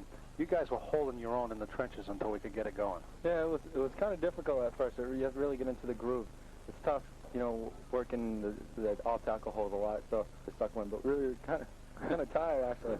It's really tough. A lot of you kids play two ways too, yourself included, and it is kind of warm here today. Are there times out there when you'd say, hey, gee, maybe I'd like to sit down for a series? You'd like to, but you don't, because it's just a great feeling when you're on top, so you keep on going. And Ryan McGonigal, you're the quarterback, and you turn right around and you play defensive halfback. Do you like doing that? Yeah, I love it. I think it's great. I think it keeps me in the game and keeps my head in the game, and he told me if I need a blow, just tell him, and he'll take me out, and it really helps me a lot to have him encouraging me, and all the coaches encouraging me, saying that I can do it, and it really helps. And he just said, don't take a play off, and if you're going to take a play off, you're going to be hurting the team, so tell us, we'll bring you out, put somebody else in. We know the plays are sent in, signaled in, or called in by the head man, but there still comes that fine line, Ryan, that was snapped when you have the option of running or passing the ball, and it seems to me today that you made really wonderful decisions, that you really confused the linebackers of Guertin. Yeah, I come around the corner, and if I don't see anybody, it's either run or pass it and throw it away. But today, I really thought I made a good decision, had good blocking from the people coming outside and pinning the ends and stuff, and I think we did a really great job, and when my receivers were open, I tried to hit them, and for the most part, I really hit them. I think that, people don't realize that no matter how finely tuned a football team is or an offense or how well coached it is, there's still a precious moment on that football field when the quarterback yourself has to make a decision. Yeah. You're set up for that decision, but nonetheless, you still have to make it under pressure, and you did it real well today. It had to be fun for you. Yeah, it was. It was real fun. Really exciting. Dave, what's it like seeing the ball come through those holes time and time again as you open them up there? The best. You like that, do you? It's just such a great feeling, especially when you're in front of them and you're running, and they're running behind you. They're about 40 yards downfield. It's the best feeling. I don't know if in a 30-7 win like that, if you can single out any one play that was the key, but I did think very important was the very first touchdown when we're behind. Concord's trailing by 7. The ball's on the 6-yard line. 4th down, you have to get to the 1 for a first down or the goal line for a touchdown. There was a timeout called, and Ryan, you ran the ball around the left side and into the end zone. Was that a pass option situation, or was it run all the way? No, it was the 27 keep out, and I came around the corner, and I just saw the end zone, corner of the end zone, so I just sprinted for it, and I made it. That was key, I thought, because not because it tied the game up, but it was 4th down. You don't make it, they get the ball. Yeah. And so we tied it up. Garrett Stone did a nice job kicking all day. And I think, I don't want to overemphasize one play over the other, but that was pretty important to tie that game up at that time because the Guertin kids were really wired at that point. Yeah, it was a big turning point in the game, I thought. Yeah, we came back from 7-0. Sometimes they can get really depressing, but I don't know, we're just a good-spirited team, and I think we just really got up, and then we went for it. Great unity. There was another timeout on a touchdown just before Milligan's touchdown, I believe, and when Milligan ran it in the final 5 yards, you, Ryan, showed more excitement about it than Milligan in the end zone. You were back at the 15 all by yourself, but pumping your fist, jumping up and down. I don't think anyone saw it. I saw it up here, but you were happier than he was. So it seems like there's a great team attitude this year. Yeah, it's like, I'd say about 100 times better. We're all happy. Yeah, that's nice. Nice close-knit family. Yeah, well, now you got to get ready for Londonderry. The coach was up here at halftime talking to us. Tom Sawyer, he's a personable guy, as you guys know, and he says that Londonderry will be here. And I think the way he put it, all guns will be firing. He'll be ready for you. So you guys got to go back take tomorrow off, and then be ready to work Monday. Back to the drawing board. Hey, thanks a lot. Good luck, and I'm sure it won't be the first time we'll be talking to you. Nice calling you guys. All right, Thank you. All right, we'll come back with our final thoughts on the 37 win by Concord right after this. Stay with us. The area's family footwear center, Denroy Shoes at 76 North Main Street in downtown Concord, invites you to the locker room. It's the new locker room at Denroy Shoes, and it's chock full of great Nike footwear and Nike clothing. The locker room at Denroy Shoes has Nikes for men, for women, and for children. The locker room at Denroy Shoes has Nike gym and book bags, Nike hats, Nike t-shirt sweats, and cool, comfortable Nike nylon jackets and pants. You'll love the selection, and you'll find the values outstanding. Of course, for athletic footwear, the locker at Denroy Shoes just can't be beat for selection. Men and women can choose a Nike shoe for every athletic activity, from walking to cross-training, from tennis to basketball, from cleated to running, from force to the Nike Air. So when it comes to athletic footwear, you look to Nike. And when it comes to Nike, look to the locker room at Denroy Shoes, 76 North Main Street, in the heart of downtown Concord. Okay, we are back here for the final time at Memorial Field this afternoon, and Harvey, you and I were kind of chatting, after they left, talking about how happy they were with it. And I have a hunch that, they kept bringing it up, as you just pointed out to me, the really mess that Concord High football found itself last year with that incident with the drinking that they mentioned, where 9 players were let go from the team just before the game, and then they were whitewashed by Trinity. I think it was 35-0 in the playoffs. And there were comments that were accredited to the coach that we don't deserve to be in the playoffs, and this and that and the other thing. And it was really a very bad taste for the off season for these kids. But they have a very good taste right now because they played one terrific football game here today, beating Bishop Guertin 30-7. Well, it wasn't in my plans to even refer back to last year, and they kept bringing it up. Right. So obviously, it must have won on them all year long, and today meant an awful lot to them. And there was a new look attitude by the Crimson Tide, no doubt about that. People who follow Concord High football saw a tremendous team attitude out of these kids, and if it's like this today, it only can get better and better if you know Jack Gaddy, because he's a master at making the teams he coaches peak at the right time, and certainly the opening game is not peak time of year for a Jack Gaddy coach team, and they look awfully good today, Bruce. Well, they did, and be perfectly frank, I mean, Bishop Guertin is not going to be one of the powerhouses in this Class L football this year, but it's not a bad way to open up dominating a team that you're supposed to dominate. We'll know a little bit more after next week week after that against Pinkerton on the road. Both of those games will be here on WKXL, by the way. But it was a good effort today, and I would have to say all around, the weather, the crowd, the band sounded great. The football game was a good one. The home team won, and I'm happy with my picture in the yearbook. So I'm very happy at the moment. I had a new picture taken this year, and it doesn't look half bad. And the Concord High football yearbook that comes out every year. That's right.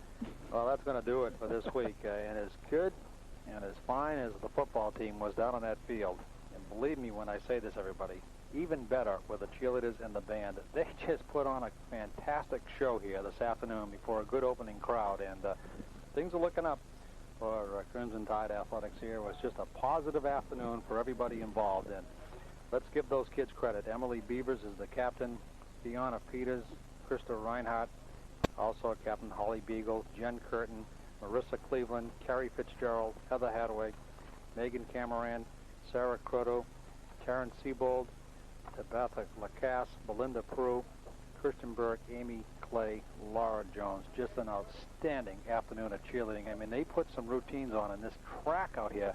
You normally see it done in gyms or on mats or on grass, but on some track, they put on some great routines. And I tell you, my hat's off to them. It was just a great show. Absolutely. And, you know, as we travel around the state, Harvey, we see a lot of different football programs. And right now, Concord ranks up there with one of the best overall shows that a football game can provide in the afternoon, with the entertainment and the game itself, with a good team, a good cheerleading squad, a good band, great fans, really an effort put forth by the Concord High Quarterback Club, which has done a tremendous job at getting the program going. Bishop Brady, too. Yeah, smaller numbers, but I'll tell you, with the cheerleaders that they have and the crowd that showed up last night, good crowd, you're right. The effort by the Booster Club at Bishop Brady, you know, you can't say enough about some of these programs. I mean, you go to some other places, and the only thing going on is the game. And that's okay, too. That's what you hear about a game, but it's the overall show of everything. And Concord definitely has one of the better programs all the way around. From the time you walk in that gate over there until the time you leave that gate after the game, you are thoroughly entertained by Concord High School football here. And we hope that the crowds continue to grow as this team proves itself to be one of the best teams in Class L in 1991. Well, I'll tell you what will challenge that whole aura and pageantry you talk about, and that is Londonderry High School, because they, too, have tremendous following, and they have a great command of their entire program, extracurricular programs, and their cheerleaders and their band will come in here, and Concord will be challenged next Friday night. It should be a great football setting here next Friday night. It really should be. The red, white, and blue of Londonderry against the Crimson Tide here, and Londonderry will be in their traveling white uniforms, but the band will be dressed in red, white, and blue. It'll be just a great show. And for those of you who went to the parade last week in Concord, you saw a high school band with their 200 strong. What you didn't see was their gorgeous uniforms. They were in the white shirts and the dark-colored pants. But I'll tell you, next week when they are here at Memorial Field with their red, white, and blue uniforms, it's really impressive. Like I say, a couple of years ago, I went to the Trinity Londonderry game down there in a playoff game to see who Concord would be playing in the championship, and they had fireworks at halftime during the band show. I mean, you want to talk about a program. Yeah, I mean, there's one right there, too, and Concord rivals that program as far as the overall show goes. All under the lights next Friday night, and the 7:10 airtime for our broadcast. We will talk to Tom Sawyer of Londonderry and Jack Gaddy of Concord High, and we'll get into the locker rooms before the game, and we'll analyze it for you and give you all the inside details, and then we'll kick it off at 7:30 here on the radio. Our football broadcast today brought to you by the Allied Insurance Agency at 500 South Street, on the Bowtown line at the Allied Insurance Agency. Your protection is their profession. By S&W Sports Shop, 238 South Main Street in Concord. When it comes to bikes, cross-country, and alpine skiing, bring the entire family in to the leader, S&W Sports. The Horizon Bank at 197 Loudon Road in Concord, your locally owned and managed community bank, member FDIC. By Denroy 6 North Main Street in Concord, featuring athletic footwear for the entire family. By Bernie Sports of Concord. If you're outfitting a team for the fall, winter, or spring season, call Jim Bernie at 224-2131. He'll even come to you and give you fair pricing. That's going to do it today for our broadcast final score. The Crimson Tide of Concord High 30, Bishop Guertin's Cardinals 7. We'll be on the air with Concord and Londonderry next Friday night. For my partner, Bruce Lavoie, this is Harvey Smith saying enjoy the rest of the weekend and come back and join us for high school football next weekend. Good afternoon, everybody, from Memorial Field in Concord. All right, thank you. Back here at WKXL 1450 AM Mission Control. We're going to join FM 14